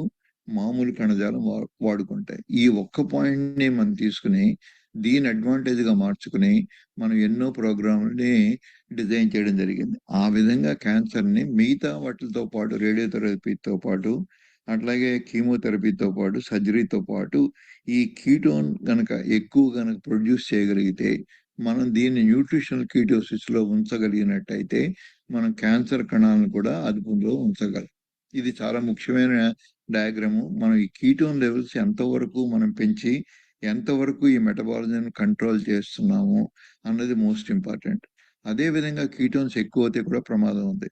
మన కోమాలోకి వెళ్ళిపోవచ్చు.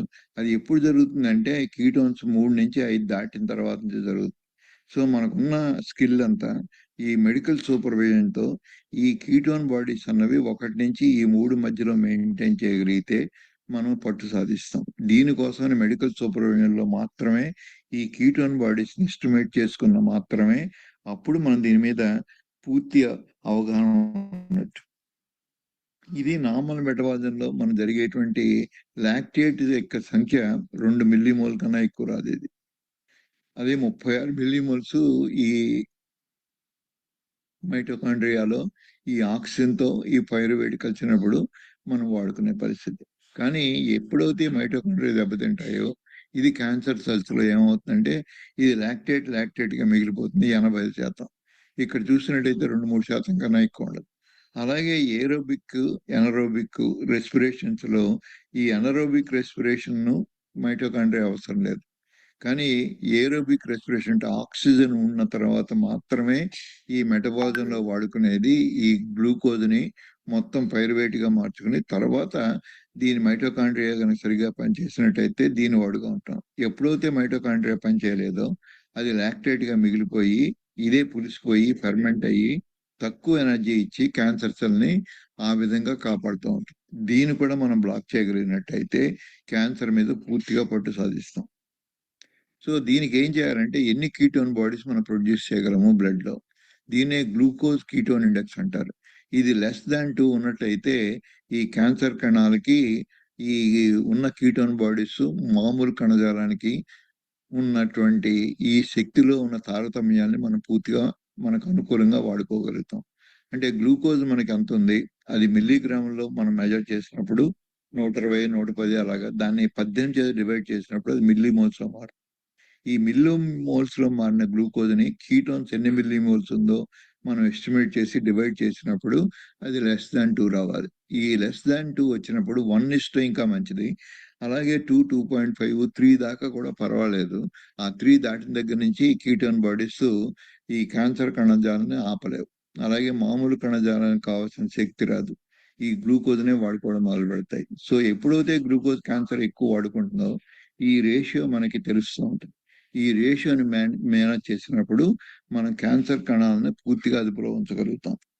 ఆ విధంగా ఈ గ్లూటమైన్ ఇది వార్బర్గ్ నాటికి తెలీదు. వార్బర్గ్ తెలిసింది ఒక గ్లూకోజ్ మాత్రమే. ఏ విధంగా లాక్టేట్ వస్తుంది దాన్ని ఏ విధంగా వాడుకుంటాం. కానీ ఈ థామస్ ఫెఫ్రీ వీళ్ళందరూ చేసిన సైంటిఫిక్ రీసెర్చ్ వల్ల మనకేం తెలిసిందంటే అమైనో యాసిడ్స్ నుంచి గ్లూటమైన్ అనే పదార్థం కన్వర్ట్ అయినప్పుడు దీన్ని కూడా ఫెర్మెంటెడ్ ఫ్యూల్‌గా వాడుకుని ఈ క్యాన్సర్ కణాలు వాడుకోవడం వల్ల ఇంత దూరం దాకా మొత్తం క్యాన్సర్‌ని అదుపులో ఉంచలేకపోవడం కారణం అవి ప్రోటీన్స్‌ను కూడా ఈ విధంగా మార్చుకోవడం.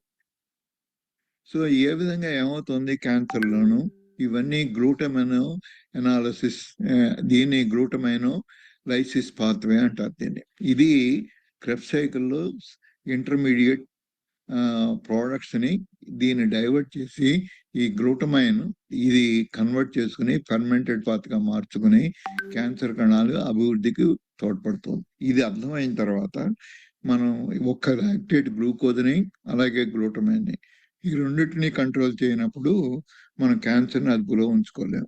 కీటోన్స్ అయితే మామూలు సెల్స్ మాత్రమే వాడుకుంటాయి. ఈ క్యాన్సర్ కణాలు వాడుకోలేవు. అంచేత ఇన్ ద ప్రెజెన్స్ ఎక్కువ కీటోన్స్ ఉంచి ఈ గ్లూకోజ్‌ని, గ్లూటమైన్‌ని గనుక తీసేసినట్లయితే మనం క్యాన్సర్ మీద పట్టు సాధించగలం. గ్లూకోజ్‌ని మానేసినా మనం పర్వాలేదు. శరీరంలో మిగతా ప్రాసెస్ గ్లూకోనియోజెస్ ద్వారా మనం తిన్నటువంటి ఫ్యాట్‌ని గ్లూకోజ్‌గా మార్చుకోగలం. కానీ గ్లూటమైన్ అన్నది అమైనో యాసిడ్ నుంచి ప్రోటీన్స్ వస్తుంది. ప్రోటీన్స్‌ని మానేసి గ్లూటమైన్ ఒక్కదాన్ని తగ్గించలేం.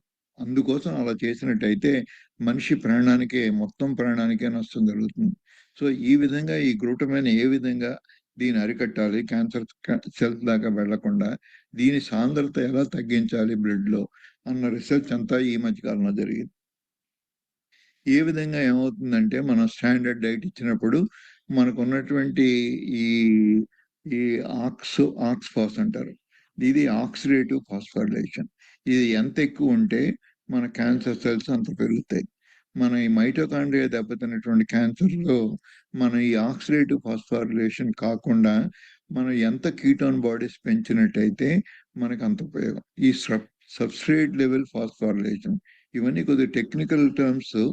కానీ కొంతవరకు మనం అర్థం చేసుకోవాలంటే కీటోన్ బాడీస్ ఈ పరిస్థితుల్లో క్యాన్సర్ కణాలు వాడుకోలేవు. ఇటువంటి నార్మల్ సెల్స్ మాత్రమే వాడుకోగలవు. అందుకోసం కీటోన్ బాడీ సఫిషియెంట్‌గా ఉన్నప్పుడు మనం ఈ ట్యూమర్‌ని పెరగనివ్వకుండా మనం ఈ మెలిగ్నెన్సీ అనేటువంటి ట్రాన్స్‌ఫర్మేషన్ జరగకుండా ఆపగలం. ఈ విధంగా మొత్తం సమ్మరీ అంతా. దీనికి ఆక్సిజన్ రియాక్టివ్ స్పీషీస్ ఆర్ఓఎస్ అనేది ఉంది. ఈ పద్ధతిని కూడా మనం ఎంత తగ్గించుకోగలిగితే రియాక్టివ్ ఆక్సిజన్ స్పీషీస్‌ని అంత మనకు ఉపయోగం. ఒక విధంగా ఈ రియాక్టివ్ ఆక్సిజన్ స్పీషీస్ మామూలు సెల్స్‌ని చంపేసినట్టుగానే మనం ఈ క్యాన్సర్ కణాలను కూడా చంపేసే అవకాశం ఉంటుంది. ఒక మోతాదు మించిన తర్వాత. కానీ ఎంత మోతాదులో ఉన్నాయి ఈ ఆక్సిజన్ రాడికల్స్, ఫ్రీ రాడికల్స్ అన్నది తెలుసుకోవడం అంత ఈజీ కాదు మనకి. కానీ మనకున్నటువంటి అట్మాస్ఫియర్‌లో 21% ఆక్సిజన్ కాకుండా మనం హైపర్ బారిక్ ఆక్సిజన్ పీల్చినప్పుడు ఈ ఆర్ఓఎస్ యొక్క సంఖ్యను పెంచుకుని అది క్యాన్సర్ కణాలని గ్రోత్‌ని అరికట్టుకునేటువంటి పరిస్థితి కూడా ఉంది అని శాస్త్రజ్ఞులు కనిపెట్టారు. సో, ఈ విధంగా మనం ఏం చేసామంటే వార్బర్గ్ ఎఫెక్ట్ పూర్తిగా ఆక్సిజన్ ఉన్నప్పుడు అది cancer cells can also ferment amino acid glutamine. ఇది మిస్సింగ్ లింక్. ఇంతకుముందు దాకా మనకు తెలియని లింకు. వార్బర్గ్‌కి 1931 సంవత్సరానికి, 212 సంవత్సరానికి ఈ థామస్ ఫెఫ్రీ చేసినటువంటి ఈ రిసర్చ్ ఇలాగ మిగతా శాస్త్రకారులు చేసిన రిసర్చ్ ఈ గ్లూటమైన్‌కి, క్యాన్సర్‌కి ఉన్న దగ్గర సంబంధాన్ని కనిపెట్టినప్పుడు మనం అమైనో యాసిడ్స్‌ని కూడా తగ్గించాలి. అమైనో యాసిడ్స్‌ని ఎలా తగ్గించాలి? మనకు ప్రాణానికి ముప్పు రాకుండా ఏ ప్రోటీన్స్ ఎలా తగ్గించాలి అన్నదే ట్రిక్. ఈ విధంగా మైటోకాండ్రియా దెబ్బతిన్నప్పుడు ముఖ్యంగా ఈ బ్రెయిన్ సెల్స్, బ్రెయిన్ క్యాన్సర్‌కి ఈ మైటోకాండ్రియా లేకపోతే ఆక్సిజన్ వల్ల ఈ కార్బన్ మండి దీంట్లో శక్తిగా మారదు. ఇటువంటి ఎంత డిస్ట్రక్షన్ జరిగితే ఈ చుట్టూ ఉన్న సైటోప్లాజంలో మాత్రమే ఆక్సిజన్ లేకుండా మెటబాలిజం జరుగుతుంది. దీనికి దీనికి తార్కాణం ఏంటంటే మైటోకాండ్రియా అబ్నార్మల్ క్యాన్సర్‌లో. అందుకోసం అవి మామూలుగా ఈ structure determines the function. Structure మారిపోయినప్పుడు దాని ఫంక్షనే మారిపోతుంది. స్ట్రక్చర్ ఎంతకాలం మారకుండా అదే స్ట్రక్చర్ మెయింటైన్ అయినప్పుడు వాటి ఫంక్షన్స్ కూడా రిటైన్ అయ్యే అవకాశం ఎంతైనా ఉంది. సో, స్ట్రక్చర్ ఏ విధంగా దాని ఇంటిగ్రిటీని మనం మెయింటైన్ చేయగలము. కొత్త మైటోకాండ్రియాని ప్రొడ్యూస్ చేసి ఆ స్ట్రక్చర్‌ని అలాగే మెయింటైన్ చేసుకున్నట్టయితే ఈ మారిన ఫంక్షన్‌ని కూడా మార్చుకోగలము అన్నది ఒక important clue. Structure determines function. అలాగే ప్రతి క్యాన్సర్ ఎన్నో రకరకాల ఈ ఫ్రీ అన్నాయన ప్రతి క్యాన్సర్ కణాలని పరీక్ష చేసి వాటిలో ఈ మైటోకాండ్రియా దెబ్బతిన్నాయి. బ్రెయిన్ క్యాన్సర్లు, ప్యాంక్రియాటిక్ క్యాన్సర్లు, లంగ్ క్యాన్సర్లు, స్టమక్ క్యాన్సర్లు, ఓవేరియన్ క్యాన్సర్లు ఇలా ప్రతి క్యాన్సర్‌లోనూ ఈ మైటోకాండ్రియా దెబ్బతిన్నాయి అన్నదాన్ని ఈ కామన్ ప్యాటర్న్ ఈయన రికగ్నైజ్ చేశారు. అందుకోసమని మనం ఇచ్చే థెరపీ ఈ గ్లూకోజ్‌ని కట్ చేసి ఈ గ్లూటమైన్ కూడా కట్ చేయగలిగితే మనం దీని మీద ఏ శరీరంలో ఎక్కడ క్యాన్సర్ వచ్చినా గానీ ఈ ఒక్కదాన్నే మార్పు తీసుకొచ్చి వాటిని మనం అరికట్టొచ్చు. అలాగే ఈ క్యాన్సర్ లక్షణాలు ఉన్నటువంటి ఈ సెల్స్‌లో ఈ ఫ్యాట్ అంతా చేరి మనం తీసుకున్న ఎక్కువ ఫ్యాటు అలాగే మనకి ఎంతోగా తీసుకున్న కార్బోహైడ్రేట్స్ ఫ్యాట్‌గా మారి ఇవన్నీ కూడా సెల్స్‌లో చేరుతాయి. మన సెల్ యొక్క ఫంక్షన్ చెడిపోతోంది అని తెలియడానికి ఇంకో కారణం ఏంటంటే మైక్రోస్కోప్‌లో చూసి ఈ ఫ్యాట్ గ్లోబ్యూల్స్ ఎంత ఎక్కువ ఉంటే సెల్‌లో అది ఒక తార్కాణం. అందుకోసం ఫ్యాట్ డ్రాప్లెట్స్ మన సెల్స్‌లో ఉండకూడదు. అలా ఉన్నాయి అంటే అది మెటబాలిజం అంతా కూడా దెబ్బతింటుంది అనే తార్కాణానికి ఇది ఇంకో proof. So, most cancer cells ఏంటంటే వాటి యొక్క ఫెర్మెంటేషన్ ప్రాసెస్ వల్లే అవి మన ఎనర్జీని పొందుతున్నాయి. ఆక్సిజన్ ఉన్నా గాని. సో, ఆక్సిజన్ గనక ఏ విధంగా దాన్ని మనం పెంచి ఆ ప్రాసెస్‌ని కూడా మనం అడ్డుకోగలము అన్నది కూడా చూడొచ్చు. అదే విధంగా సింపుల్‌గా అర్థం అవ్వాలంటే మామూలు కణజాలం గ్లూకోజ్‌ని అంటే మన కార్బోహైడ్రేట్స్ తిన్నప్పుడు వచ్చే గ్లూకోజ్‌ని, కీటోన్స్ అంటే మన ఫ్యాట్ తిన్నప్పుడు వచ్చే కీటోన్స్‌ని రెండిటిని వాడుకోగలదు మామూలు కణజాలం. కానీ క్యాన్సర్ కణజాలం ఈ కీటోన్ బాడీస్ని వాడుకోలేదు. అంటే ఫ్యాట్స్ ద్వారా తిన్నటువంటి వచ్చినటువంటి కీటోన్స్ని వాడుకోలేదు. మనం గ్లూకోజ్ని ఏదైతే కార్బోహైడ్రేట్స్ ద్వారా తింటామో దాన్ని మాత్రమే వాడుకుని క్యాన్సర్ సెల్స్ గ్రో అవుతాయి. సో సింపుల్ సొల్యూషన్ ఏంటంటే మనం ఈ కార్బోహైడ్రేట్స్ అనేది మొత్తం తీసేసి గనక ఒక 3 వారాలు గనక ఈ క్యాన్సర్ సెల్ని మార్చగలిగినట్టయితే గ్లూకోజ్ లేకుండా దీంట్లో 50% క్యాన్సర్ కణాలు చచ్చిపోయే అవకాశం ఉంటుంది. దాని వీక్గా ఉన్నప్పుడు దానికి శక్తి లేనప్పుడు మన రేడియోథెరపీ కీమోథెరపీ వాడినప్పుడు ఈ క్యాన్సర్ మీద పూర్తిగా మన కంట్రోల్ ఉంటుంది. అట్లాగే ఈవిడ దీన్నే వాడుకుని ఈవిడ ఒక ఫిజిషియన్ అమెరికాలో ఈవిడ ఒక పుస్తకం రాస్తుంది. ఎనీవే యూ క్యాన్ అంటే ఈవిడ మదర్ని ఓవేరియన్ క్యాన్సర్ వచ్చినప్పుడు ఈవిడ ఈ ఫిలాసఫీని వాడుకుని ఈ కీటోన్ ఇండెక్స్ ని పెంచుకుని వాళ్ళ మదర్ యొక్క క్యాన్సర్ ని చాలా కాలం అదుపులో ఉంచుకుని మొన్న ఈ మధ్య ఆవిడ దాకా కూడా ఈవిడ యొక్క లైఫ్ ని ప్రొలాంగ్ చేయగలిగారు. ఈవిడ అమెరికాలో ఉంది. ఈ పుస్తకం మామూలు ప్రజలకు కూడా అర్థం అవడం కోసమని రాసిన మామూలు ఇంగ్లీష్ లో ఏ టెక్నికల్ టర్మ్స్ చాలా తక్కువ వాడి రాసిన పుస్తకం. ఎంతో మంది క్యాన్సర్ ట్రీట్మెంట్ అనుసరించాలి అంటే దానికి ఈ పుస్తకం చదువుకుంటే కొంతవరకు వాళ్ళకి సలహాలు దొరుకుతాయి. అలాగే ఈయన tripping over the truth Travis Christofferson అని ఈయన కూడా ఎంతో రీసెర్చ్ చేసి ఈయన సైంటిస్టే కానీ ప్రజలకి మామూలు వాళ్ళకి అర్థం అవడం కోసమని ఈ పుస్తకం రాశారు. ఇది కూడా ఎంతో ఉపయోగం క్యాన్సర్ గురించి అర్థం చేసుకోవడానికి. క్యాన్సర్ బారిన రోగులకి ఈ ట్రీట్మెంట్ని ఎలా వాడుకోవాలి అని చెప్పే సలహాలకి కూడా ఈ పుస్తకం ఉపయోగపడుతుంది. అలాగే థామస్ ఫేఫ్రీ అన్న ఆయన ఎన్నో వీడియోలు తీసి ఆయన పేరు కనుక మీరు యూట్యూబ్లో కొడితే ఎన్నో రకరకాల వీడియోస్ ఆయన చేసిన ఎక్స్పెరిమెంట్స్ ఎన్నో పుష్కలంగా ఉన్నాయి. వీటిని కూడా మనం కొద్ది ఓపికగా వినగలిగితే క్యాన్సర్ పేషెంట్లు అందరూ కూడా వాళ్ళ జరుగుతున్న ట్రీట్మెంట్ని వాళ్ళు పార్టిసిపేట్ చేసి మార్చుకునే అవకాశం ఉంటుంది. అలాగే ఈయన క్రిస్టఫర్ దీంతో పాటు అబ్దుల్ శ్లోకం ఈయన కూడా కలిపి మెటబాలిక్ క్యాన్సర్ ట్రీట్మెంట్ ఎలా చేయాలి అనే పుస్తకం ఇంకో పుస్తకం రాశారు. వీటన్నిటికీ మూల కారణం అంటే మైటోకాండ్రియా. ఆ మైటోకాండ్రియాలో 4 కాంప్లెక్స్లు ఉంటాయి. ఈ 4 కాంప్లెక్స్లను మనం తీసుకున్న ఆక్సిజన్ ఎంతో ఉపయోగపడుతుంది. అలాగే గ్లూటమైన్ ఈ రెండు కూడా అలాగే కో ఎంజైమ్ Q10 అని ఉంటుంది. ఇది కూడా ఎంతో ఉపయోగం. ఈ 3 కలయిక వల్లే మనకి ప్రోటాన్ పంప్ అన్నది ఈ పంపు చేయబడి మైటోకాండ్రియాలో ఎలక్ట్రాన్ ట్రాన్స్ఫర్ అంటారు. అది వాటర్గా మారుతుంది. దీన్నే మెటబాలిక్ వాటర్ అంటారు. ఇది చాలా ఉపయోగం మనకి ఈ మెటబాలిక్ వాటర్. అలాగే దాంతోపాటు ఈ ప్రోటాన్స్ ఇవన్నీ కూడా ఒక పంపు లాంటిది ఉంటుంది ఏటీపీ సింథేజ్ అనేది.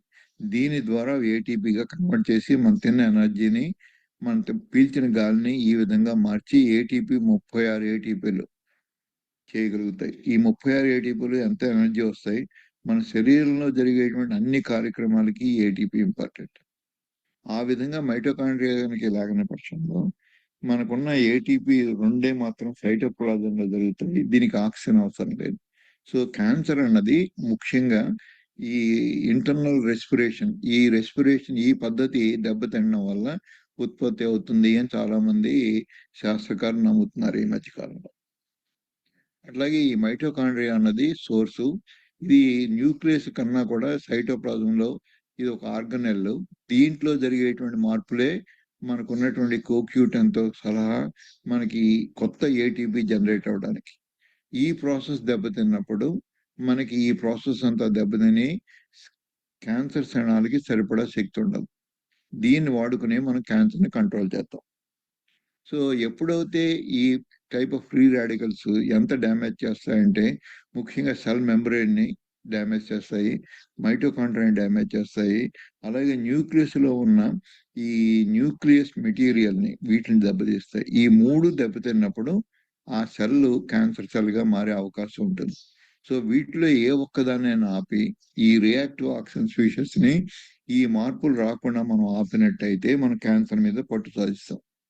సో ఈ ROS రియాక్టివ్ ఆక్సిజన్ స్పీషీస్ ఈ the ultimate form of all the carcinogens మార్చిన మనకున్నటువంటి మనం తీసుకున్న ఆహారంలో మిగిలిపోయిన ఈ రియాక్టివ్ ఆక్సిజన్ ఫ్రీ రాడికల్స్ వీటన్నిటి వల్ల కూడా క్యాన్సర్ వచ్చే అవకాశం ఉంది అన్నది ఎంతో తార్కణాలు మన సైంటిఫిక్ వరల్డ్ కనబడుతున్నాయి. ఆ విధంగా ఏ థియరీ అయినా, ఇది న్యూక్లియస్ మారడం వల్ల ఆంకోజెనిక్ థియరీ అయినా, మెటబాలిక్ థియరీ, ఈ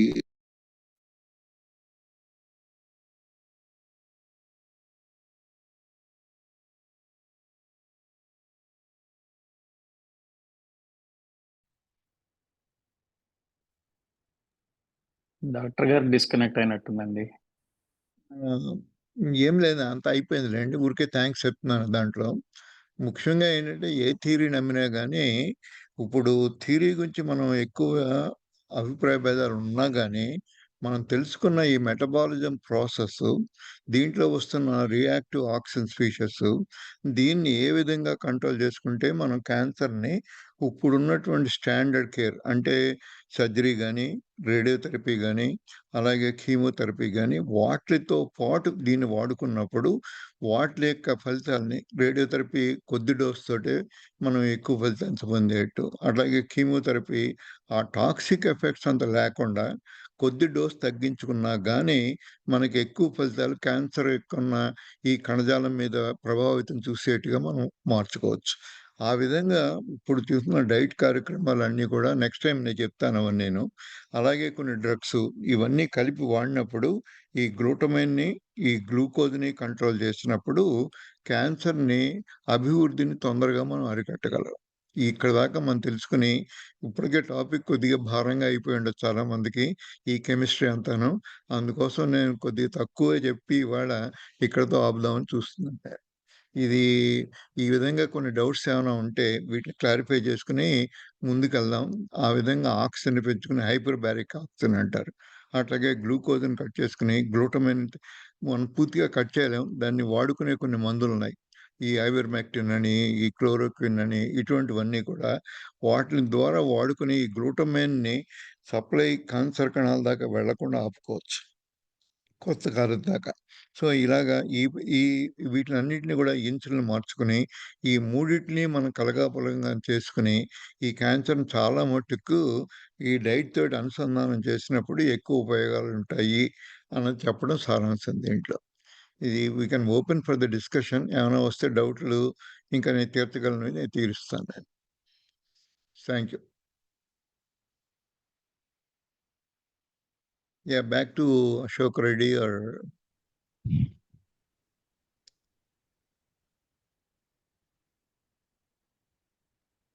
నమస్తే సార్.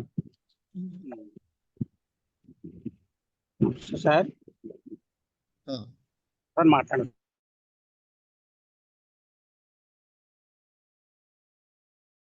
సార్ మ్యూట్ చేశాం సార్. పివి సార్ మీ అందరినీ మ్యూట్ చేశాను సార్. మోడరేటర్ విఎల్కే గారిని మాట్లాడవలసిందిగా విజ్ఞప్తి చేస్తున్నాం. ఓకే. మిత్రులారా, ఇప్పటి వరకు మీరు డాక్టర్ పివి సత్యనారాయణ గారు కీమో రేడియేషన్ ఉపయోగించడం వలన క్యాన్సర్ కణాలు ఎలా నాశనం అయితే వాటి వలన వచ్చే సమస్యలను కూడా వివరించారు. క్యాన్సర్ కణాలు గ్లూకోజ్ మీద ఆధారపడి బతుకుతాయి. గ్లూకోజ్ను ఆపివేయటం వలన క్యాన్సర్ కణాలకు ఆహారం దొరకదు.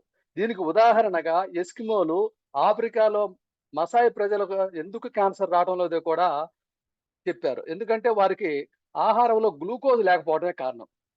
అయితే తర్వాత క్యాన్సర్ కణాల లక్షణాలు ఏంటి? క్యాన్సర్కు కారణం జీన్స్ మ్యుటేషన్స్ కారణమా? మైటోకాండ్రియల్ ఎనర్జీ విధానం దెబ్బతినడం వల్ల జరుగుతుందా? జెనెటిక్స్ కారణం కాదు అనడానికి ఉదాహరణలు కూడా ఆయన తెలియజేశారు. వార్బర్గ్ ఎఫెక్ట్ ద్వారా క్యాన్సర్ గ్లూకోజ్ ఫెర్మెంటేషన్ పద్ధతి ద్వారా ఆహారంగా మార్చుకోగలుగుతుందని తెలియజేశారు. అయితే ఆ కాలంలో గ్లూటమిన్ గురించి తెలియదు. ఈ విషయంలో థామస్ సేఫ్రీడ్ కృషి చేసి గ్లూటమిన్ను క్యాన్సర్ కణాలు ఆహారంగా ఎలా వాడుకుంటాయో కూడా తెలియజేశారు. ఆయన క్యాన్సర్ మెటబాలిక్ డిసీజ్ ఎలా అవుతుందో ప్రయోగాత్మకంగా కూడా రుజువు చేశారు. జీన్స్ అవకాశం ఉన్నప్పటికీ ఎపిజెనెటిక్స్ ఎలా ప్రధానంగా ప్రభావితం చేస్తాయో కూడా తెలియజేశారు. వార్బర్గ్ హైపోథీసిస్ ఉపయోగించి రేడియం గ్లూకోజ్ను ఉపయోగించడం ద్వారా పెట్ స్కాన్ను ఉపయోగించి క్యాన్సర్ని ఇవాళ మనం గుర్తించగలుగుతున్నాం. క్యాన్సర్ తగ్గించడంలో రెపోమైసిన్ పాత్రను కూడా తెలియజేశారు. క్యాన్సర్ పెరుగుదలలో ఇన్సులిన్ ప్రభావము, పిండి పదార్థాల పాత్ర ఏమిటో కూడా తెలియజేశారు. మైటోకాండ్రియా ఎనర్జీ ప్రక్రియ దెబ్బతినటం వలన క్యాన్సర్ ఎలా కలుగుతుందో తెలియజేశారు. గ్లూకోజ్ కీటోన్ ఇండెక్స్ అంటే ఏమిటి? క్యాన్సర్ నియంత్రణలో కీటోన్ల పాత్ర ఏమిటి? క్యాన్సర్ కణాలు కీటోన్లు ఆహారంగా ఎలా తీసుకోలేవో కీటోన్లను వాడటంలో మనం తీసుకోవాల్సిన జాగ్రత్తలు కూడా తెలియజేశారు. ప్రోటీన్ తీసుకుంటేనే గ్లూటమిన్ ఎలా నిరోధించుకోవాలో తెలియజేశారు. అయితే మందులతో పాటు ఆహారమును వాడుకుంటూ మనం క్యాన్సర్ను ఎలా ముందుకు పోకుండా కంట్రోల్ చేసుకోవచ్చో కూడా మనకి ఈ విషయం పూర్తిగా మనకు తెలియజేశారు. అందుకు డాక్టర్ గారికి ధన్యవాదాలు చెబుతున్నాము. ఇప్పుడు మనందరికీ ఎంతో ప్రియమైన డాక్టర్ సోమరాజు గారిని ఇన్వైటరీ కామెంటరీ చేయవలసిందిగా కోరుతున్నాము. అందరికీ నమస్కారం. Thank you very much sir. We heard Dr. P.V. Satyanarayana telling us the intrinsic mechanisms by which cancer can be prevented and managed along with existing methods of treatment. So now we know the food we eat not only is important in the prevention of cancer, but also even treatment of cancer. So that's what he highlighted. I only just wanted to just bring out another issue. There are a lot of reports in the last few decades or more of advanced cancer reverting and with complete cure, and there are around nearly 1,000 patients reported, and but they were never well studied. So without any modern treatment or drugs, the cancer reverted by itself, and those patients were never well studied. One of the cases was one Mrs. Anita Murjani from Hong Kong. She is an Indian, a young lady. She has Hodgkin's lymphoma, and then in the terminal stages, she was hospitalized, and then he was declared as nothing much can be done, she will be dying. But surprisingly, she survived. And there are similar reports in the literature, and these were never well studied. What could be the mechanisms in this is worthwhile looking at. If anyone has any comments, that PV can explain how some of these are possible. It will be useful. Thank you.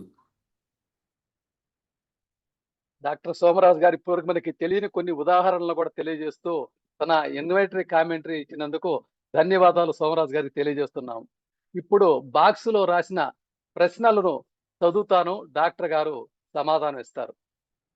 కే ప్రణీత్ గౌడ్ గారు, glutamine and glucose కాకుండా ఏమి foods తీసుకుంటే cancer తగ్గుతుంది అని అడుగుతున్నారు.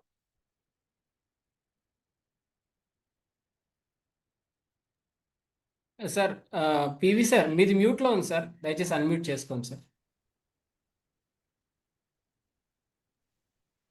సోమరాజు గారు ఇచ్చిన ఈ కామెంట్కి ఇటువంటి కేసులన్నీ కూడా మనం విన్నాము, చూసాము కొన్ని.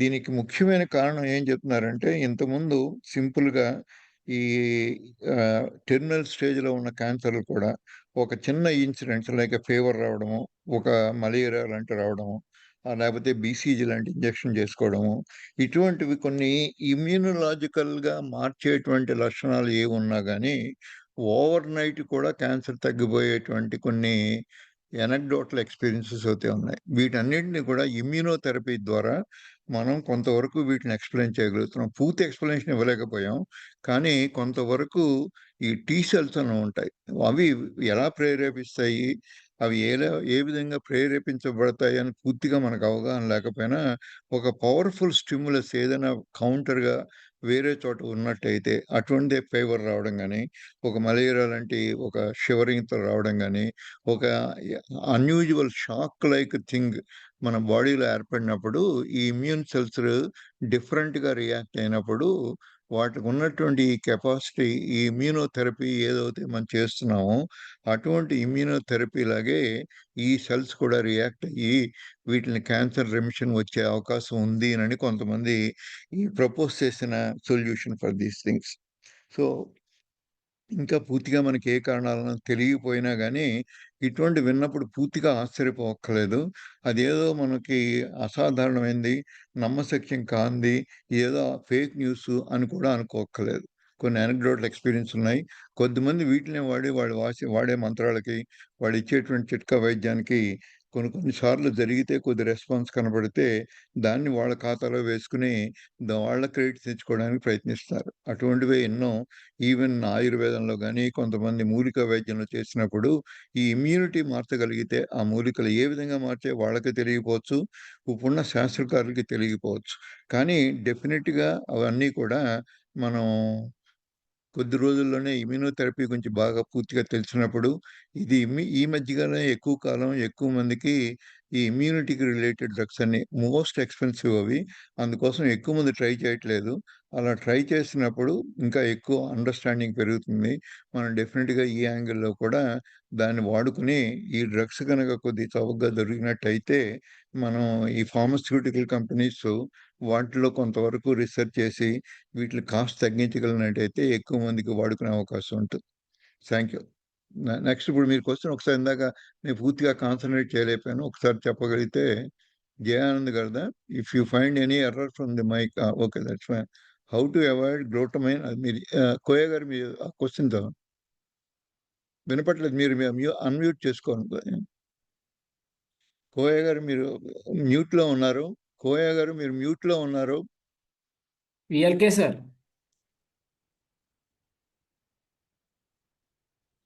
కోయ గారు మీరు మ్యూట్లో పెట్టుకుని మాట్లాడుతున్నారు, అన్మ్యూట్ చేసుకోండి. విఎల్కే సార్ అన్మ్యూట్ చేసుకుని మాట్లాడండి. ఇప్పుడు చూడండి, అన్మ్యూట్ అవుతారు చూడండి. అవ్వట్లేదు, ఇంకా ఇది వినపట్లేదు నాకు. విఎల్కే సార్ అన్మ్యూట్ చేసుకుని మాట్లాడండి మోడరేటర్ గారు. లేదు.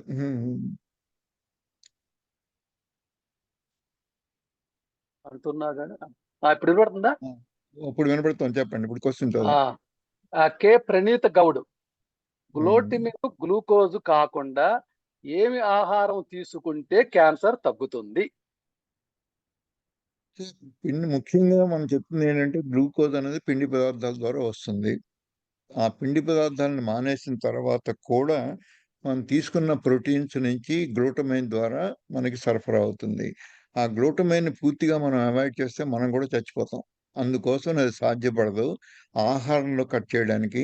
దానికి కొన్ని డెఫినెట్గా మనం మందులు వాడుకోవాల్సి వస్తుంది. అమెరికాలో ఈ థామస్ ఫేఫ్రీ అన్న ఆయన, నేను నెక్స్ట్ లెసన్స్లో అవి డిస్కస్ చేయబోతున్నాను, కానీ ముందుగా అడిగారు కాబట్టి చెప్తున్నాను. డాన్ అని ఒక మాలిక్యూల్ ఉంది, కెమిస్ట్రీ మాలిక్యూల్, ఫార్మకలాజికల్ నేమ్, ఇంతవరకు దానికి పేరు పెట్టలేదు వాళ్ళు.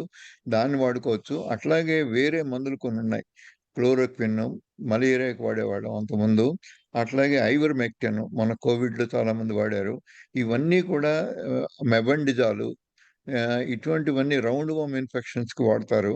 ఇటువంటి వాటి వల్ల వాడినప్పుడు కూడా ఈ గ్లూటమైన్ అనేటువంటి ఈ పదార్థాన్ని అపోజ్ చేసి ఈ క్యాన్సర్ యొక్క రికవరీకి ఎక్కువ హెల్ప్ చేస్తుంది అన్నదానికి ఇంతవరకు పూర్తిగా మనకి ఎంత డోస్ వాడాలి, ఎంతకాలం వాడాలి అన్నది పూర్తిగా ఇంకా ప్రోటోకాల్ రాలేదు. థామస్ ఫేఫ్రీ అన్న ఆయన కొన్ని ప్రోటోకాల్స్ అయితే రిలీజ్ చేశారు, ముఖ్యంగా బ్రెయిన్ క్యాన్సర్కి. ఆయన ఎక్కువ రీసెర్చ్ అంతా బ్రెయిన్ క్యాన్సర్ మీద చేశారు.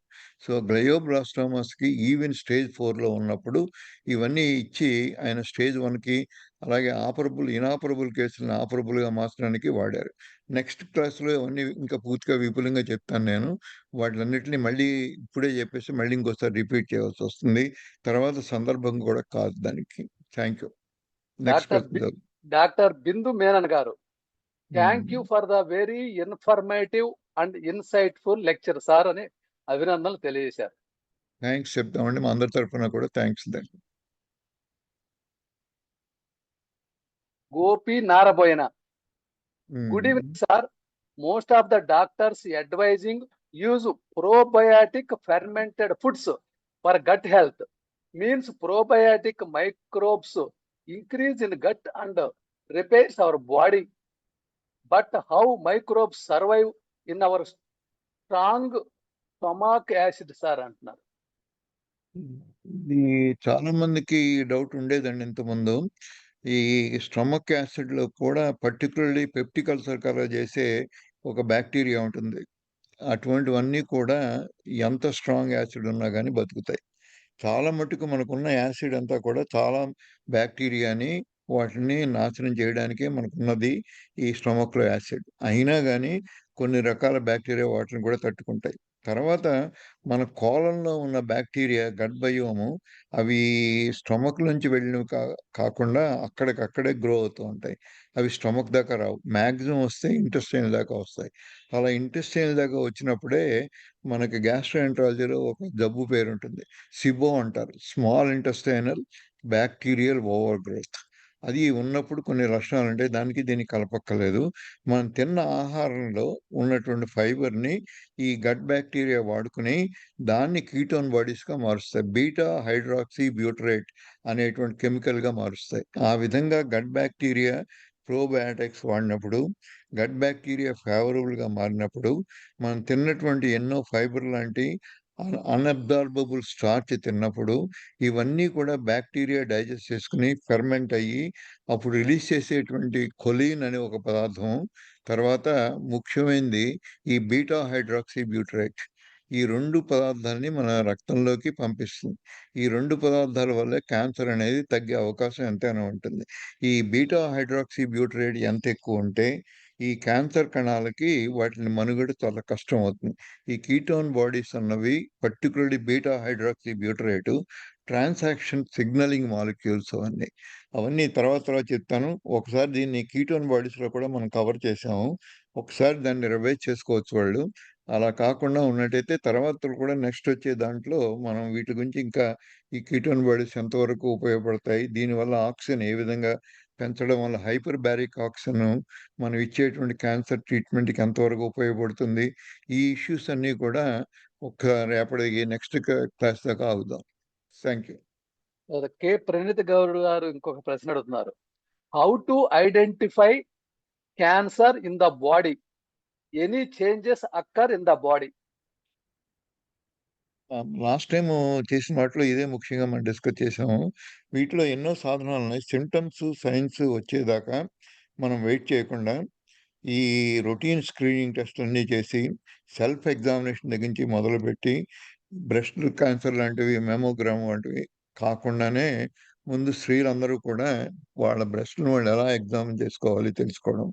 అలాగే చిన్న సిమ్టమ్స్ ఎబ్నార్మల్గా ఉన్నప్పుడు, ముఖ్యంగా అన్యూజువల్గా దగ్గు ఇవన్నీ పెర్సిస్టెంట్ అయినప్పుడు, స్మోకర్స్లో ఏదో వారం రోజులు 4 రోజులు కాకుండా ఇంకా ఎక్కువ కాలం స్మోకింగ్ ఉన్నప్పుడు, ఆ ప్యాటర్న్ ఆఫ్ స్మోకింగ్ మారినప్పుడు, అలాగే ఈ ఆకలి అనేటువంటి కొన్ని లక్షణాలు, ఆకలి లేకపోవడం, బరువు తగ్గిపోవడము, అలాగే విరోచనలు నల్లగా గట్టిగా అవ్వడము, లేకపోతే బ్లడ్ పడడము, అలాగే ఏమైనా వాంతి చేసినప్పుడు నల్లటి లిక్విడ్ లాగా, ఇవన్నీ కూడా కొన్ని జబ్బులు ప్రత్యేకమైన ఏ ఆర్గన్ ఇన్వాల్వ్ అవుతాయి, ఏ టిష్యూ ఇన్వాల్వ్ అవుతాయి దానికి సంబంధించిన. అలాగే థైరాయిడ్వి వేరే సింటమ్స్ ఉంటాయి, స్టమక్ క్యాన్సర్ వేరే ఉంటాయి, బ్రెయిన్ క్యాన్సర్ వేరే ఉంటాయి సింటమ్స్ దాకా. కానీ ఇలా కాకుండా కొన్ని రొటీన్ స్క్రీనింగ్లు చేసినప్పుడు ఏ సింటమ్స్ లేకుండానే మనం క్యాన్సర్ని గుర్తించుకునేది. సింపుల్ టెస్ట్ లైక్ ప్రాస్టేట్ క్యాన్సర్కి ఈ పిఎస్ఏ అనే టెస్ట్. అలాగే ఈ మధ్య కాలంలో మనం అందరికీ మొన్నే పరిచయం చేశాను మీకు, గ్యాలరీ టెస్ట్, లిక్విడ్ బయాప్సీ అనేది. ఇది శరీరంలో ఏ కణజాలంలో చిన్న మార్పులు జరిగినా ఆ న్యూక్లియర్ ఫ్రాగ్మెంట్స్ అవుతాయి, డిఎన్ఏ ఫ్రాగ్మెంట్స్ అని, వాటిని రక్తంలో మనం గుర్తించవచ్చు. అటువంటి టెస్టులు కూడా ఇప్పుడు అవైలబుల్గా ఉన్నాయి, కొద్ది కాస్ట్ ఎక్కువ. అట్లాగే మనకు ఉన్నటువంటి ఈ పెట్ స్కాన్లు, ఎంఆర్ఐ స్కాన్లు అవన్నీ రొటీన్గా చేసుకోమని చెప్పము. కానీ వీటిలో ఏమాత్రమైన అనుమానం ఉన్నప్పుడు అటువంటివి ఎప్పుడైనా ఆ టెస్టులు చేసుకుని వాటిలో ఏమైనా పాజిటివ్ ఉన్నప్పుడు కూడా మనం ఎర్లీగా డిటెక్ట్ చేయొచ్చు క్యాన్సర్ని. ముఖ్యంగా రొటీన్గా కామన్గా ఉండే క్యాన్సర్లు అన్నీ కాదు, అలాగే బ్రెస్ట్ క్యాన్సర్ లాంటివి మెమోగ్రఫీ సైజ్ చేయడం, అలాగే కోలన్ క్యాన్సర్కి కొలనోస్కోపు, గ్యాస్ట్రిక్ క్యాన్సర్కి గ్యాస్ట్రోస్కోపు, ఇవన్నీ క్యాన్సర్లన్నీ బయట పడకుండానే కొంతవరకు మనం గుర్తించే అవకాశాలు ఉంటాయి. అలా అని చెప్పి ప్రతిరోజు వెళ్ళి కొలనోస్కోపు, గ్యాస్ట్రోస్కోపు చేసుకోమని కాదు మన ఉద్దేశం. కొద్దిగా ఫ్యామిలీ హిస్టరీ ఎక్కువ ఉన్నవాళ్ళు, ఈ పాలిప్ డిసీజ్ ఉన్నవాళ్ళు, అట్లాగే వేరే కారణాల వల్ల మిగతా సిమ్టమ్స్ వచ్చినప్పుడు దాని కారణంగా వీళ్ళు ఈ టెస్టులు చేయించుకున్నప్పుడు బయటపడినప్పుడు దాన్నే ఛాన్స్ డిటెక్షన్ అంటాం. ఏదో దేనికో సంబంధం లేకుండా ఉన్నప్పుడు ఏ చిన్న ఇన్ఫెక్షన్‌కో ఎక్స్‌రే తీసినప్పుడు మీకో షాడో దొరుకుతుంది. ఆ షాడోని దాన్ని ఏదో టీబీ అనుకునో, లేకపోతే న్యూమోనియా అనుకునో అశ్రద్ధ చేయకుండా అటువంటి వాటిలో దాని గురించి ఒక లాజికల్ కంక్లూజన్ వచ్చేదాకా దాన్ని పర్సూ చేసి వాటిని టెస్ట్ చేసుకోవడం. ఇది ఎర్లీ డిటెక్షన్ అన్నది ఎంత ఎర్లీగా డిటెక్ట్ చేస్తే అంత తొందరగా క్యూర్ వచ్చే అవకాశం ఉంటుంది. అటువంటిది ఇంకా బ్లడ్ టెస్టులు, జెనెటిక్ టెస్టులు ఇంప్రూవ్ అవుతున్నాయి. అటువంటి వాటిలో లిక్విడ్ టెస్టులు ఈవెన్ శరీరంలో ఎక్కడ కనపడకపోయినా ఈ లిక్విడ్ టెస్ట్‌లో గనుక మీరు పాజిటివ్ వస్తే మిగతా వాటిని ఐడెంటిఫై చేయడానికి ఉపయోగపడే మార్గదర్శకంగా ఉపయోగపడే కొన్ని టెస్టులు కూడా వస్తున్నాయి ఇప్పుడు. వాటన్నిటిని కూడా వాడుకొని క్యాన్సర్‌ని ఎర్లీగా డిటెక్ట్ చేయగలుగుతాం. Thank you. Shankaraiah Thadigoppula, how to improve oxygen level? Can we add breath exercise to improve oxygen level in body like anuloma viloma ప్రాణాయామం?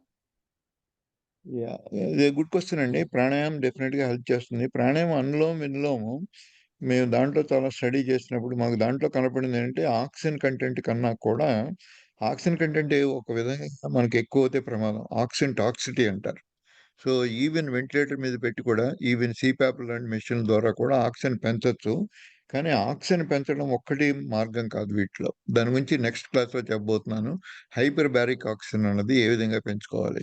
కానీ అనులోమ్, విలోమ్ డెఫినిట్‌గా అది ఎందుకు ఉపయోగపడుతుంది అంటే, అది ముఖ్యంగా చేసేదేంటే నైట్రిక్ ఆక్సైడ్ అనే ఒక కెమికల్‌ని పెంచుతుంది. మీరు తీసుకునేటువంటి రెస్పిరేటరీ ప్యాటర్న్ బట్టి ఎంతసేపు మీరు హోల్డ్ చేస్తారు మీ రెస్పిరేషన్‌ని అన్న దాన్ని బట్టి మీ శరీరంలో జరిగేటువంటి ఒక ముఖ్యమైన ఇంపార్టెంట్ మాలిక్యూల్ నైట్రిక్ ఆక్సైడ్. దీనివల్లే మన బీపీ కంట్రోల్ అవుతుంది.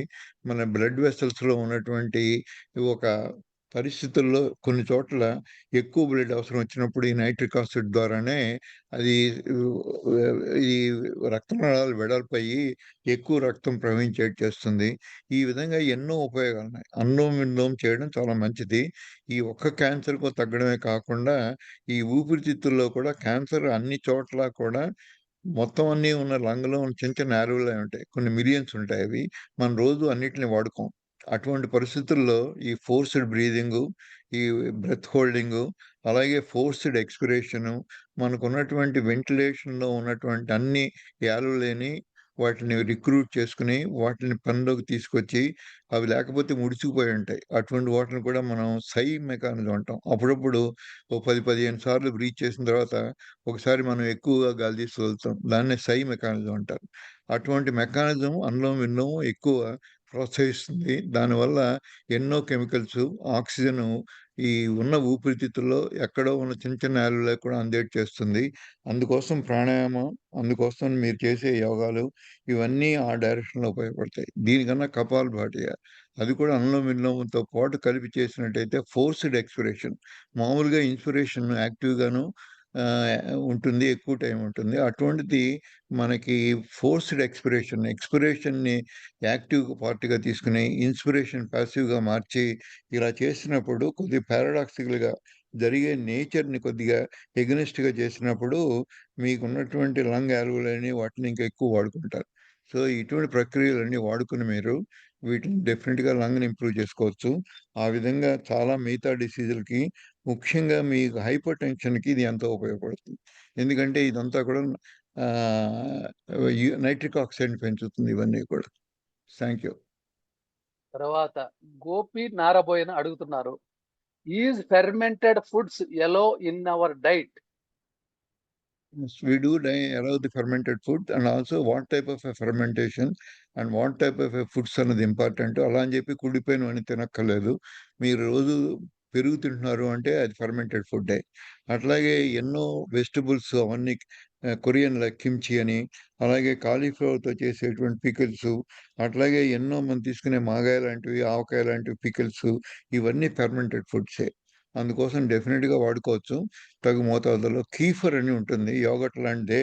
అది యోగర్ట్‌లో కన్నా ఎక్కువ స్ట్రెయిన్స్ ఉంటాయి కీఫర్. అన్‌ఫార్చునేట్‌లీ మనకున్నటువంటి ఎన్నో ఈ పచ్చళ్ళన్నీ కూడా నిలవ ఉండే పచ్చళ్ళన్నీ కూడా ఫెర్మెంటెడ్‌వే. కానీ వాటి మీద ఎక్కువ స్టడీస్ లేకపోబట్టి నేను అంత అథెంటికేటెడ్‌గా, క్రెడిబుల్‌గా ఇవి మంచివి, చెడ్డవని నేను చెప్పలేను. కానీ డెఫినిట్‌గా కీఫరు, యోగర్టు, లాక్టోబాసిల్లస్ ఇటువంటి వాటి మీద ఎన్నో స్టడీస్ జరిగాయి. కిమ్చీ మీద కూడా ఎందుకోనో వెస్టర్న్ పీపుల్ దాని మీద ఎక్కువ కాన్సంట్రేట్ చేసి ఆ కిమ్చీ మీద ఎక్కువ చేశారు. అది కూడా నథింగ్ బట్ ఇండియాలో లాగే పికిల్స్ లాగే మనం ఎన్నో పికిల్స్ పెట్టుకున్నట్టుగానే ఇంక్లూడింగ్ నాన్ వెజిటేరియన్ కూడా పికిల్స్ పెట్టుకుంటారు. సో, అట్లాగే ఈ కొరియన్ వాళ్ళు ఈ ఈ మోస్ట్ ఈస్టర్న్ కంట్రీస్ అన్నీ కూడా ఈ ఆకులన్నీ కలెక్ట్ చేసి వాటిని ఫెర్మెంట్ చేసి దాన్ని తాగుతూ ఉంటారు. దాని మీద ఎక్కువ స్టడీస్ ఉన్నాయి. అలాగే మన మ్యాంగో పికిల్ మీద ఎక్కువ స్టడీస్ లేవు. కానీ నా ఉద్దేశంలో నా పర్సనల్ ఒపీనియన్ డెఫినిట్‌గా ఆవకాయ, మాగాయ కూడా అదే ప్రాసెస్‌లో కిమ్చీ లాంటివి ఎలా చేస్తామో ఈ ప్రాసెస్ కూడా అటువంటిదే. ఇవి కూడా అటువంటి ఊరగాయలే. ఇవన్నీ కూడా ఫెర్మెంట్ అవుతాయి. ఏడాది దాకా వెయిట్ చేయడం వల్ల. అందుకోసమని ఇవన్నీ కూడా ఫెర్మెంటెడ్ ఫుడ్స్ కొన్ని ప్రమాదకరం అని అనుకున్నవి కాదు తప్ప మిగతావన్నిటిని మనం అలౌ చేయొచ్చు. అలాగే నాటో అని ఒకటుంటుంది. దీంట్లో ఏంటంటే ముఖ్యంగా వైటమిన్ K2 అన్నది వెజిటేరియన్స్ కావాలంటే ఒక రకమైన చిక్ పీస్ వాటిని నానబెట్టి, కుళ్ళబెట్టి ఆల్మోస్ట్ జిగురొస్తుంది. ఆ వాసన కూడా భరించలేం. జపనీస్ దాన్ని చాలా కాలం సోయా సీడ్స్, ఈ చిక్ పీస్ లాంటివి ఇవన్నీ కూడా ఫెర్మెంట్ చేసి దాని నుంచి వైటమిన్ K2, వైటమిన్ డి పుష్కలంగా దొరుకుతాయని ఎన్నో స్టడీస్ ఉన్నాయి. ఆ నాటో లాంటివి కూడా ఫెర్మెంటెడ్ ఫుడ్డే. Thank you. తర్వాత డాక్టర్ బిందు మేనన్ గారు అడుగుతున్నారు. Do you recommend raw diet bar uncooked which are rich in phytonutrients? ఈ మోస్ట్ ఆఫ్ ది ప్లాంట్స్ అంత స్ట్రాంగ్‌గా రికమెండ్ చేయకపోవడం కారణం ఈ phytonutrients, antinutrients, particularly like oxalates, like I mean many of the anti nutrients are there with the plants.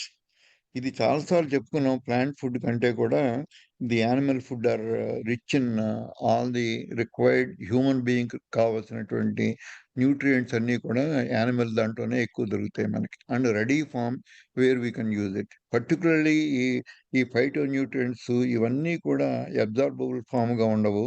తర్వాత absorb అయినా గానీ particularly along with the iron గానీ, బి12 గానీ, ఈ వైటమిన్ డి గానీ ఇటువంటివి అసల ప్లాంట్ ప్రొడక్ట్స్‌లో ఉండే అవకాశం లేదు. కొన్ని ఆక్సలేట్స్ లాంటివి ఉన్నాయి. ఇంకా ఇవి కిడ్నీ స్టోన్స్‌ని వాటిని పెంచుతాయి. అలాగే వైటమిన్ సి ఎక్కువైతే కిడ్నీ స్టోన్స్‌ని పెంచుతాయి. వైటమిన్ సి కూడా ఎంత మంచిదైనా అది మిగతా వాటికి స్కర్వీని ఆపేంత కన్నా మంచిదే అని చెప్పి అందరూ వైటమిన్ సి వాడతారు. వైటమిన్ సి యొక్క ఉపయోగాలు ఈవెన్ యాంటీ క్యాన్సర్ అని కూడా చాలామంది నమ్ముతారు కొంతమంది. ఒకాయనకి నోబెల్ ప్రైజ్ కూడా ఈ వైటమిన్ సి మీద ఇచ్చారు. అది చేసినా గాని తర్వాత ఎన్నో స్టడీస్ ఆ నోబెల్ ప్రైజ్ ఇచ్చిన ఆయనకి రెండో నోబెల్ ప్రైజ్ యాక్చువల్లీ ఈ వైటమిన్ సికి చాలా మంచిదని చెప్పిన ఆయనకి ఇచ్చింది. కానీ అటువంటి స్టడీస్ మళ్ళీ రిపీట్ చేసినప్పుడు ఎంత వైటమిన్ సి ఈ 1000 మిల్లీగ్రామ్స్ ఈ మోర్ దాన్ 500 మిల్లీగ్రామ్స్ కన్నా ఎక్కువ తీసుకున్న వాళ్ళలోనే ఈ పర్టిక్యులర్లీ ఈ ఈ ప్లాంట్ ప్రొడక్ట్స్ వచ్చేటువంటి ఆక్సలేట్స్, ఈ వైటమిన్ సి 2 కలిసి కిడ్నీలో స్టోన్స్ ఏర్పడతాయి. అందుకోసమని ఇవన్నీ తీసుకునేవాళ్ళు ఎంత తీసుకుంటున్నారు, ఏమి తీసుకుంటున్నారు అన్నది తెలియకుండా ప్లాంట్ ప్రొడక్ట్స్ వాడినప్పుడు ఇంకా ఎక్కువ ప్రమాదాలు జరుగుతాయి. Thank you. తర్వాత ఇంకా ప్రశ్నలు ఎవరు రాయలేదు. హ్మ్. అంటే ఇంకా ఓకే. డౌట్ లేవో అనుకోవాలి మనం. యాహ్! డౌట్ లేకపోతే మంచిదే అనుకోండి కొంతవరకు. మేము డౌట్లు ఇంకా వస్తే పూర్తిగా ఇంకా ఎక్కువ అర్థమైనట్టు అంటే సార్. డౌట్లు అది అర్థమైన కొద్దీ డౌట్లు ఎక్కువ వస్తాయి. నిజమే నేను ఎక్కువ అర్థం కాలేదని కంక్లూజన్ అది. సో, మనం ప్రయత్నం చేద్దాం ఇంకోసారి ఇంకేమన్నా ఎక్కువ అర్థమయ్యేట్టుగా మనం మాట్లాడడానికి. తర్వాత డిఆర్కే ప్రసాద్ గారు థ్యాంక్ యూ అని చెబుతున్నారు. ఓకే. థాంక్స్ అండి. Thank you. Right. We can close then otherwise మిత్రులారా ఇప్పటి వరకు చక్కగా ప్రసంగం విని మీరు ప్రశ్నలు అడిగి ఈ యొక్క లెక్చర్ ని సంపన్నం చేసినందుకు మీ అందరికీ కృతజ్ఞతలు తెలియజేస్తున్నాము. మన నెక్స్ట్ క్యాన్సర్ క్లాసు ఈ 20వ తారీఖు సాయంత్రం 6 గంటలకు ఉంటుంది ఈ జూలై. మీరు ఆ క్లాసుకు కూడా మీరందరూ హాజరై విజయవంతం చేయవలసిందిగా కోరుతున్నాము. అందరూ థ్యాంక్స్ చెబుతున్నారు. Okay sir. Thank Ashok Reddy గారు. నమస్తే సార్.